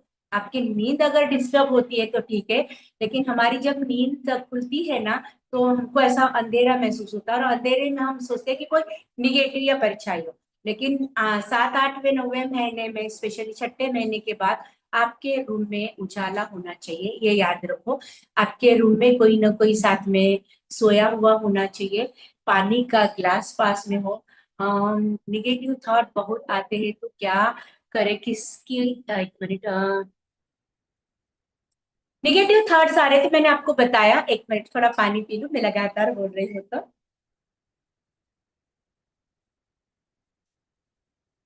निगेटिव थॉट आ रहे हैं, तो खड़ा नमक रूम में रखिए, जिस रूम में भी आप हो, बेडरूम में है वहां पर।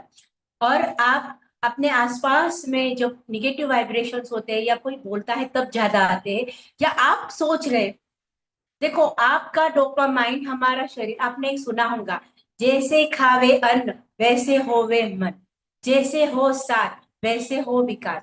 तो आप अगर निगेटिव सोचोगे तो निगेटिव विचार जागे। मैंने कहा कि आप मंत्र धुन, लय धुन, सहयोग के साथ, पारिवारिक साथ में रहोगे तो विचार कम आएंगे। लेकिन फिर भी निगेटिव थॉट आ रहे हैं तो नमक का यूज करो।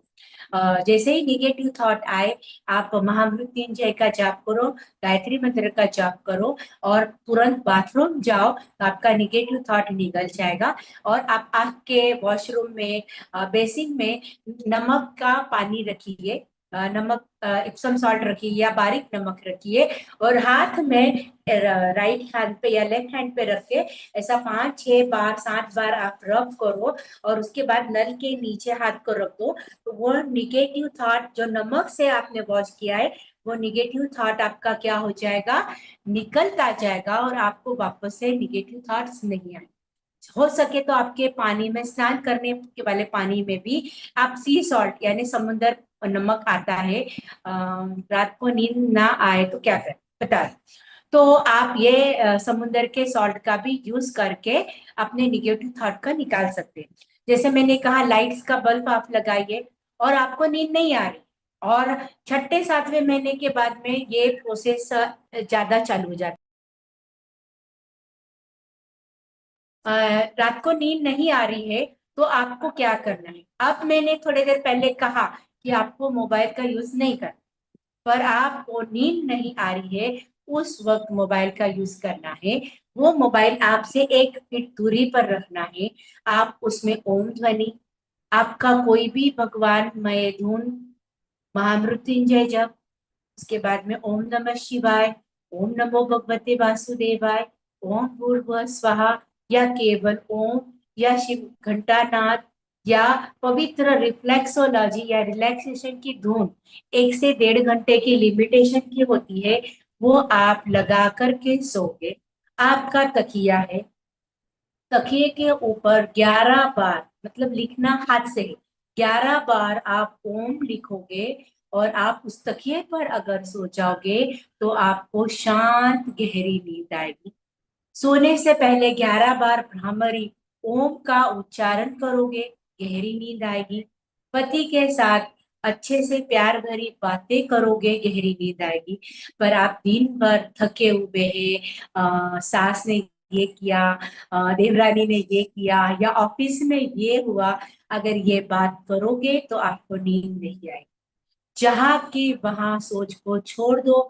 9 महीना में और मेरा प्यारा सा बच्चा या बालक या बालिका, मुझे उसके लिए जीना है, ये सोच करके जब आप पति के साथ वार्तालाप करोगे, सास ससुर के साथ करोगे, ओम का मंत्र लिखोगे, और सोते वक्त भ्रामरी प्राणायाम करोगे, सोने से पहले पॉजिटिव अगर है, पॉसिबल है, तो आराम से गुनगुने पानी का स्नान करके, अंदर के कपड़े कोई भी नहीं पहनना है, क्योंकि आपको पता है हमारे ब्रेस्ट की साइज इंप्रूव हो रही है, वजाइना की साइज इंप्रूव हो रही है, डार्क सर्कल हो रहे हैं, पैचेस हो रहे हैं। तो रात को सोने से पहले फिर से एक बार स्नान करके, सूखे तौलिए से, कॉटन के कपड़े से वॉश करके, पोंछ करके, ढीले वस्त्र, अगर आप एक्सेल पहनते हैं तो जानबूझ के डबल एक्सेल पहनो, डबल एक्सेल की साइज है तो 4 एक्सेल पहनो। इतने ढीले कपड़े पहन करके जब आप सोओगे स्नान करके, तो आपको नींद आएगी ही आएगी। अभी आपको मोबाइल को ऑन करके सो जाना है। अपने दोनों हाथ पेट के ऊपर रखना है, पेट को इस प्रकार, हाथ को इस प्रकार घुमाना है। मेरा बालक स्वस्थ है, मेरी बालिका स्वस्थ है, मैं बहुत खुश हूँ, मैं दुनिया की सबसे भाग्यशाली औरत हूँ, मैं माँ बन रही हूँ, मेरा बेटा बहुत प्यारा है, मेरी बेटी बहुत प्यारी है, वो झांसी की रानी है, माँ दुर्गा का रूप है, माँ लक्ष्मी का रूप है, मेरा बेटा राम बनने वाला है, मेरे बेटे में कृष्ण के आएंगे गुण, मेरा बेटा, मेरे पति बहुत अच्छा इंजीनियर है, मेरे पति बहुत अच्छे डॉक्टर है, मेरे बेटे के अंदर ये गुण आए। भगवान आप मेरे बेटे के साथ हो, मेरे साथ हो, मेरा आज का दिन बहुत अच्छा गया है, मेरा आने वाला कल भी बहुत अच्छा होगा, मेरा मंगल हो रहा है, मेरे बेटे का मंगल हो रहा है, आनंद आ रहा है, मानो प्रसाद प्रकट हो रहा है, अमृत प्रकट हो रहा है। आप जैसे ये पॉजिटिव एनर्जी को पास करते रहोगे, आपको गहरी और गाढ़ी नींद आएगी और आपको पता भी नहीं चलेगा कि जब आप ये पॉजिटिव एनर्जी दे रहे हैं और आपको नींद लग गई। और बेटे के ऊपर प्यार से हाथ फैलाओ, यहाँ उसका सर है, यहाँ उसके पैर है, यहाँ उसका पेट है। आनंद आ रहा है बेटा, तू कितना अच्छा है, मेरे लिए कितनी खुशी की बात है। जब आप ये पॉजिटिव ध्यान दोगे, ये पॉजिटिव विचार आपके बच्चे को पहुंचाएंगे, तो आपका बच्चा भी सुखद नींद में जाएगा, आप भी गहरी नींद में जाओगे और आपको बहुत आनंद आएगा। सोते वक्त जितना पॉजिटिव रहोगे उतना पॉजिटिव नींद आएगी। बेड के पास चप्पल ना हो, कांच की कोई चीज ना हो, बिल्कुल निगेटिव कोई चीज ना हो सकता है कि आपके पेरेंट्स में से कोई ना हो, उनका चित्र ना हो, भगवान का हो, हंसते हुए बालक का हो, मोर पंख हो, कृष्ण भगवान का हो, अम्बे माँ का हो। आप सो तब भी उनको देखो, और जब आप उठो हथेलियों का दर्शन करो और यही बोलो कि हे बेटा, तू इस धरती पर आ रहा है, बहुत अच्छा आ रहा है, मेरे लिए बहुत खुशी है, तेरा स्वागत है। मैं प्रेगनेंसी में भी वॉश कर सक अगर आपको आदत हो तो। मैं आपको मेरा बेटा करा शेयर शेयर नंबर पहले शेयर करो, तो मेरा नंबर भी आपको शेयर कर सकती हूँ। मैं वो क्वेश्चन पढ़ती हूँ तो मेरा लय रह जाता है, तो आप मुझे व्हाट्सएप कर सकते हो, आप मुझे कॉल कर सकते हो, और आप मुझे बता सकते हो कि आपका क्या इशू है, क्या प्रॉब्लम है। तो आप मेरा ये नंबर भी शेयर है, पहला वाला नंबर मेरा है, दूसरा वाला मेरे हस्बैंड का है। हो सके तो पहले नंबर पर ही आप मैसेज ड्रॉप करो। जैसे मेरे लेक्चर्स होते हैं पारुल में, कॉलेज में लेक्चर्स में होती हूँ, तो आपका कॉल रिसीव नहीं कर पाऊंगी, तो आप व्हाट्सएप पे आपका कौन सा महीना क्या इशू है, आप क्या चाहते हो, तो ये आप मैसेज करोगे तो आज दिन भर में या 3 से 4 घंटे में या क्विकली लेक्चर के बाद में आपको अपना डिटेल्स या आपका जो भी डाउट्स है उसको शेयर करते जाऊंगी। तो इस प्रकार अपने बच्चे को पॉजिटिव एनर्जी देते जाओ और आप आनंदमय होते जाओ। तो जैसा मैं आपको शेयर कर रही हूँ, तो आप इसका स्क्रीनशॉट ले लो। ये मेरा क्लिनिक का एड्रेस है, जीवन ज्योत नेचर केयर एंड योग सेंटर, वडोदरा, वडसर ब्रिज के नीचे। मेरा जो विषय रहता है संतुलित आहार और ध्यान। तो मैंने आपको आहार के बारे में बताया है कि शरीर को स्वस्थ बनाए रखने के लिए, जीवन की गुणवत्ता को बेहतर बनाने के लिए संतुलित आहार और ध्यान का महत्वपूर्ण पहलू है। आपका आहार ही आपके बच्चे का सुखद जीवन अच्छा होगा, लेकिन आहार के साथ ध्यान प्राणायाम होना बहुत ज्यादा जरूरी है। यह दोनों शारीरिक, मानसिक, बौद्धिक और आध्यात्मिक स्वास्थ्य को प्रभावित करता है। इसलिए खाना, योग, प्राणायाम, ध्यान और अच्छी दिनचर्या होना बहुत ज्यादा जरूरी है। तो आपके जीवन में ये चीज होना जरूरी है। अभी भगवान कृष्ण ने भी हमारे भागवत गीता में कहा है, पहला सुख निरोगी काया, दूजा सुख घर में हो माया, तीजा सुख कुलवंती नर या नारी, चौथा सुख पुत्र पुत्री हो आज्ञाकारी, पांचवा सुख अपना हो मकान। तो जिंदगी बन जाएंगी खुशहाल। तो निरोगी काया, जब तक कि आप योग प्राणायाम ध्यान नहीं करोगे तो आपका शरीर निरोगी नहीं होगा। आप बोलोगे नहीं मैं सिर्फ खा रही हूँ और सात्विक खा रही हूँ, मैडम ने बोला खूब खाओ तो मैं क्यों ध्यान नहीं दूं। नहीं मेरी प्यारी बहनों, पहले शरीर को अच्छा बनाओ। जब आपका शरीर अच्छा रहेगा तो ही आप आगे के जीवन को आगे बढ़ाते जाओगे। दूजा सुख घर में माया, जब आपका शरीर अच्छा रहेगा तो आपको माया भी अच्छी मिलेगी, और माया और काया अच्छी रहेगी। आप सुंदर रहोगे, जो आप सुंदर थे तो आपको प्यारा पति मिला, पति को प्यारी पत्नी मिली, तो आपका जीवन अच्छा होगा। और ये जब तीनों स्टेप आप चढ़ोगे तो आपका बच्चा, आपकी बेटी या बेटा आज्ञाकारी होंगे। जो मैंने अभी 1-1.5 घंटे से सुना रही हूँ, वो सारा सार ये 5 लाइन में है। आप इसको शेयर कर लो, स्क्रीनशॉट कर लो। तो आप जब तीनों स्टेप को जियोगे तो आपका बच्चा भी अच्छा होगा, और जब आपका बच्चा अच्छा होगा तो आपका मकान होगा। मकान यानी क्या? माता पिता सास ससुर आप अच्छे रहोगे तब घर परिवार बनेगा, और घर परिवार बनेगा तब वो घर बनेगा, आपका खुद का मकान होगा। और तब जब मकान हो जाएगा, जब आपका बेटा बेटी दादा दादी नाना नानी मम्मी पापा चाचा चाची काका काकी बोलेंगे, तभी आपका पूरा परिवार खुशहाल होगा। तो ये आपको 5 मंत्रों को ध्यान में रखना है। फिर मैंने आपको बोला कि आपके जीवन में खाने में ये 9 महीने में क्या होगा कि प्रोटीन होना जरूरी, जैसे दाल और मूंगफली। तो ये आपकी क्या करेंगे? बच्चे के और मांसपेशियों की वृद्धि करेगा, उनकी मरम्मत करेगा और उनको मजबूत होने में मदद करेगा। जब आपके शरीर में प्रोटीन आएगा तो आपके शरीर में ऊर्जा प्रदान होगी और आपका जीवन ऊर्जावान बनेगा। फिर सेकेंड आप आते हैं कार्बोहाइड्रेट्स की ओर। कार्बोहाइड्रेट्स काय में मिलता है? साबुत अनाज में। दाल है, साबूदाना है, सीड्स है, मूंगफली के दाने है, चना है। तो ये ऊर्जा का स्रोत बढ़ाता है। कार्बोहाइड्रेट आपके शरीर में ऊर्जा देगा, एनर्जी देगा, काम करने की शक्ति देगा। अगर आपको ऐसा लग रहा है कि आज मुझे थकान सी लग रही है, तो आप चना चटपटा की चाट बना के खा लो, थोड़े से सेके हुए मूंगफली के दाने खा लो, पर छिलके के साथ खाना है, छिलके निकाल के नहीं खाना है। थोड़ा साबूदाना आप सेका हुआ खा लो, या साबूदाने की थोड़ी खिचड़ी खा लो। अखे मूंग को स्प्राउट करा हुआ थोड़ी सी चटपटी चाट के जैसा बना के खा लो। काकड़ी गाजर मूली, उसके बाद में नींबू का रस डाल के आप खा लोगे। छिलके के साथ काकड़ी खाओ, गाजर को धो के छिलके के साथ खाओ, तो आपको कार्बोहाइड्रेट से तुरंत ऊर्जा उत्पन्न होगी और आपकी थकान क्या हो जाएगी? दूर हो जाएगी। फिर आते हैं विटामिन और मिनरल्स। विटामिन और मिनरल्स मैंने कहा तुरंत इंस्टेंट रिजल्ट देते हैं। आपको ऐसा लग रहा है कि थोड़ा थकान लग रही है, बीपी कम लग रहा है, तो नींबू शहद पानी का घोल लो, नींबू और खड़ी शक्कर का घोल लो, आपको तुरंत इंस्टेंट एनर्जी ड्रिंक मिल जाएगा। आपको बाहर के विटामिन लेने की जरूरत नहीं है।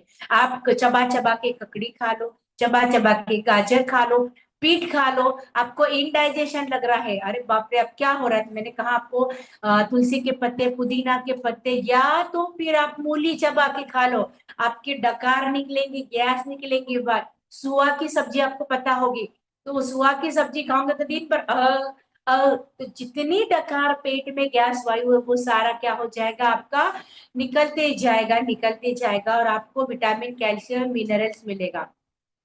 जितनी भी सब्जियां है उसमें छिलके के साथ हड्डियां खाओ। हड्डियों को मजबूत बनाना है तो छिलके के साथ सब्जियों का रस पियो, फ्रूट्स खाओ, सब्जियों को छिलके को बिल्कुल सात्विक खाओ। सारे सब छिपजे क्या बोलते हैं, छिलका सब्जी का, लौकी का छिलका निकाल दिया, इसका छिलका निकाल दिया, आलू का, आलू के छिलके में भी बहुत सारे विटामिन कैल्शियम मिनरल है, पर आप उसको धो करके 5-10 मिनट भिगो करके फिर उसका खाओ। हर एक सब्जी के अंदर फ्रूट्स के अंदर विटामिन और मिनरल्स भरे हुए हैं, आपको उसको खाना ही खाना है। आपकी हड्डियां मजबूत होती है, दांत मजबूत होते हैं। फिर आते हैं फाइबर। फाइबर में साबुत अनाज और सब्जियां और दालें सब मिक्स है, मैं आपको बार बार बोल रही हूँ। ये फाइबर्स आपने खा लिया, सब्जियां खा ली, तो आपको कॉन्स्टिपेशन गैस नहीं होगा और आपको आनंद मिलेगा, अच्छा लगेगा, और आपको ऐसा लगेगा कि हाँ मुझे आप पेट अच्छे से साफ हो रहा है। तो आप सभी प्रकार के फल फूल दालें खाओ, कोई भी चीज नहीं पसंद आ, जैसे सबसे पहले हम कहेंगे छिलके वाली मूंग की दाल खाओ, छिलके वाला आपको खाना है मसूर की दाल। बहुत सारे लोगों के यहाँ मसूर की दाल नहीं खाते, लेकिन मसूर की दाल बहुत ही अच्छी है। फिर आपको अच्छी लगे तो तुवेर की दाल, तुवेर की दाल को पतला करके खाओ। शाम को तुवेर की दाल मत लो, दिन में आप लो। सप्ताह में एक बार सब मिक्स सब्जी की दाल बनाओ। सप्ताह में एक बार, एक ही बार, ज्यादा नहीं, थोड़ी सी आधा कटोरी अड़द की दाल भी खाओ। तो आप इसको खाओगे तो ये आपको ज्यादा अच्छा रहेगा। जी Tripti ma'am, thank you so much कि आपने मुझे गाइड किया। पानी मैंने आपको कहा, पानी आपको ज्यादा से ज्यादा पानी पीना है, ताजा पानी पीना है। अगर आपके घर में नल का, कॉरपोरेशन का पानी आता है तो आप उस कॉर्पोरेशन के पानी को छान के पटकरी घुमाकर अगर पियोगे तो विटामिन B12 की कमी बिल्कुल भी नहीं होगी, कैल्शियम की कमी नहीं होगी, कोलेस्ट्रॉल नहीं होगा और आपको बाह्य रूप से और अंतर रूप। ओके ठीक है। तो आपको क्या होगा कि सात्विक भोजन मिलेगा, सात्विक पानी पीने को मिलेगा। झरने पर अगर आप जाते हो तो झरने का पानी पियो। अभी बेमौसम बारिश गिर रही है तो थोड़ा पानी कटोरे में रख के सात्विक पानी पियो। तो ये आपके शरीर में पूरे रूप से कैल्शियम, आयरन, विटामिन के कमी को पूरा करता है और आपको जीवन में आनंदित करता है। तो उम्मीद करती हूँ कि आपको मेरा सेशन अच्छा लगा होगा, आनंद आया होगा। तो आप खाओ पियो खुश रहो। मेरा गूगल के ऊपर मेरा अकाउंट है। तो उम्मीद करती हूँ कि आपको कुछ कम ज्यादा लग रहा है, सीखने में कुछ समझने में कम आया हुआ है। तो आप मेरे नंबर पर मैसेज या कॉल करिए। और आज आज आपको मेरा सेशन कैसा लगा और आनंद आया होगा तो आप मेरा गूगल पर अकाउंट पर है जीवन ज्योत नेचर केयर, आप इसका भी स्क्रीनशॉट करो। मैं तृप्ति मैम को ये सारा देती हूँ कि आप ग्रुप में डालो और मेरे नंबर पर को भी सेव करो। और आपके जैसी और भी बहुत सारी महिलाएं हैं जिन्हें इस ज्ञान का अनुभूति नहीं होती है या प्रॉपरली गाइड नहीं मिलता है। तो आप मेरे जीवन ज्योत नेचर क्योर एंड योग सेंटर पे आज का आपका रिव्यू जरूर दो कि आपको गर्भावस्था के आज के सेशन में क्या अनुभव आया, क्या लगा, क्या सीखने को मिला। तो कल कोई सर्च करता है, देखता है तो उसको भी अनुभव हो। साथ ही साथ हर हर गुरु पुष्यामृत को मेरे सेंटर पर और बच्चों के लिए निशुल्क हम गुरु पुष्यामृत के युग के निशुल्क ये सुवर्ण प्राशन पिलाते हैं। एक दिन की गर्भावस्था से लेकर के 9वें महीने तक आधे एक घंटे के नवजात शिशु से लेके 15 साल के बच्चे तक के हम लोग ये निशुल्क सुवर्ण प्राशन करवाते हैं। तो आपके नियर बाय में अम्बाला के जूस, आंवले के जूस मॉर्निंग में पी सकते हैं। अर्ली मॉर्निंग में मत पियो, ठंडक वाला है। तो जैसे 8:30-9 बजे आप सूर्य स्नान कर लिए, योग प्राणायाम कर लिया तो आप आंवले का जूस पी सकते हो। मैं तो ये कहूंगी कि आंवला या मौसम्बी या संतरे के जूस से अच्छा आप उसको छिलका उतार के चबा चबा के खाओगे, आपके दांत मुंह और आपके बच्चे के दांत मुंह मसूड़े अच्छे होंगे और उसका रिजल्ट ज्यादा अच्छा है। देखो मेहनत करते हैं ना तो उसका फल ज्यादा मिलता है। जूस तो क्या है, तुरंत एक दो घूंट पी लोगे और चला जाएगा। लेकिन आप उसको जब ग्राइंड करके मुंह में च्युइंग करोगे ना तो देखो आंवले के अंदर पहले आप खाओगे तो कोई रस नहीं आएगा, फिर खट्टा रस लगेगा, फिर आपके मुंह में टेस्टलेस होगा, फिर आंवले के खाने के बाद आप पानी पियोगे तो मीठा लगेगा। तो इसके आंवले के अंदर कड़वा कसेला स्वाद मिक्स है और हमारे टंग में 7 स्वाद है, खट्टा मीठा तीखा कड़वा कसेला, उसको लेना है। जामुन में स्वाद नहीं है, टेस्टलेस है। आंवला स्टार्टिंग में खट्टा लगता है, बाद में टेस्टलेस हो जाता है, बाद में मीठा हो जाता है। बीटरूट जूस दिन में कब लेती है? देखो आपको अगर जूस पीना है ना तो आप उसको योग प्राणायाम एक्सरसाइज के बाद में ब्रेकफास्ट का जो टाइम है ना उस वक्त आप जूस को लो, या शाम को 4 से 5 का बीच का जो टाइम है उस वक्त आप जूस पियोगे तो आपको ज्यादा अच्छा रहेगा। हरी घास पे चलिए, बारिश में कीचड़ में मत जाइए, हरी घास पर थोड़ा थोड़ा चलिए, थोड़ा थोड़ा रुकिए। हो सके तो खुले पैर यानी नंगे पांव चलिए तो आपकी और बच्चे की हेल्थ अच्छी रहेगी। अगर आप अर्ली मॉर्निंग घास पे जाते हैं, आपके घर के पास गार्डन है तो घास के ऊपर पहले ऐसा 5-10 बार हाथ घुमाइए और वो हाथ को जो गीलापन है, नमी है, वो लिप्स पे लगाइए तो अपने आप आपके लिप्स, बच्चे के लिप्स अच्छे रहेंगे। फिर 5-10 बार हाथ घुमाइए, आंखों के ऊपर 5-6 बार circle massage clockwise anti clockwise करिए तो आपकी आंखें अच्छी हो जाएंगी। फिर 5-10 बार दूसरे गीली घास पर हाथ घुमाइए और पेट पे घुमाइए तो स्ट्रेच मार्क कम होंगे और बच्चे को भी अच्छा लगेगा। और उसके बाद आप आराम से सीधा सीधा चलिए, थोड़ा बैठिए, 50-100-200 कदम चलिए, बैठिए। एक साथ मत चलिए, एक साथ खाना मत खाइए, एक साथ पानी मत पीजिए, एक साथ ज्यादा मत बोलिए। आनंद से और खुशी से रहिए। थैंक यू सो मच, सभी का बहुत बहुत धन्यवाद। तृप्ति दीदी का धन्यवाद। आप सभी मेरी प्यारी बहनों, आपको भी आने वाला जो समय है उसके लिए धन्यवाद।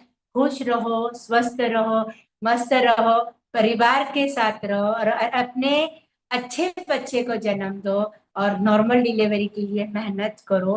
प्रयास करो कि नॉर्मल डिलीवरी होती है, थोड़ा सहन करना पड़ता है, तभी तो माँ बनते हैं। माँ सबके नसीब में नहीं होता है बनना। माँ बनने के लिए किसने 23 साल, किसने 25 साल, किसने 30 साल वेट किया हुआ है। तो वेट, क्या बोलते, सब्र का फल बहुत ही ज्यादा मीठा होगा। स्वस्थ बालक और स्वस्थ माँ के लिए बहुत बहुत धन्यवाद। जय श्री कृष्णा।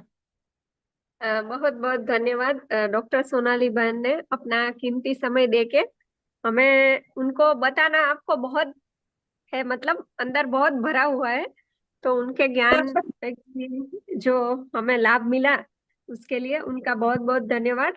मैंने आशा रखती है कि अ, कभी समय मिले तो कभी दूसरी बार भी आप अपना समय देके उनका सेशन ले सकते हैं। तो बिल्कुल बहुत बहुत बिल्कुल बिल्कुल। धन्यवाद आपका। गर्भवती बहनों को भी रिव्यू आ रहे हैं, उनको आपने बहुत अच्छे से थोड़ी थोड़ी एकदम बारीकी वाली चीजों का ज्ञान दिया उनके लिए, उनके जो डाउट्स थे वो क्लियर किए। आपका बहुत बहुत धन्यवाद। आइए सर्वत्र शांति व्याप्त हो ऐसे भाव के साथ शांति पाठ करेंगे। दीदी मेरा 6 बजे कॉलेज में लेक्चर है, महिला होम्योपैथी कॉलेज में, तो मैं लेफ्ट हो ओके, जाऊं? हाँ ओके, जी धन्यवाद। धन्यवाद। आइए शांति पाठ करेंगे। ओम द्यौः शान्तिरन्तरिक्षं शान्तिः पृथिवी शान्तिरापः शान्तिरौषधयः शान्तिः वनस्पतयः शान्तिर्विश्वे देवाः शान्ति ब्रह्म शान्ति सर्वगं शान्ति शान्तिरेव शान्तिः सा शान्तिरेधि। ओम शान्तिः शान्तिः शान्तिः सर्वारिष्टु शान्तिर्भवतु।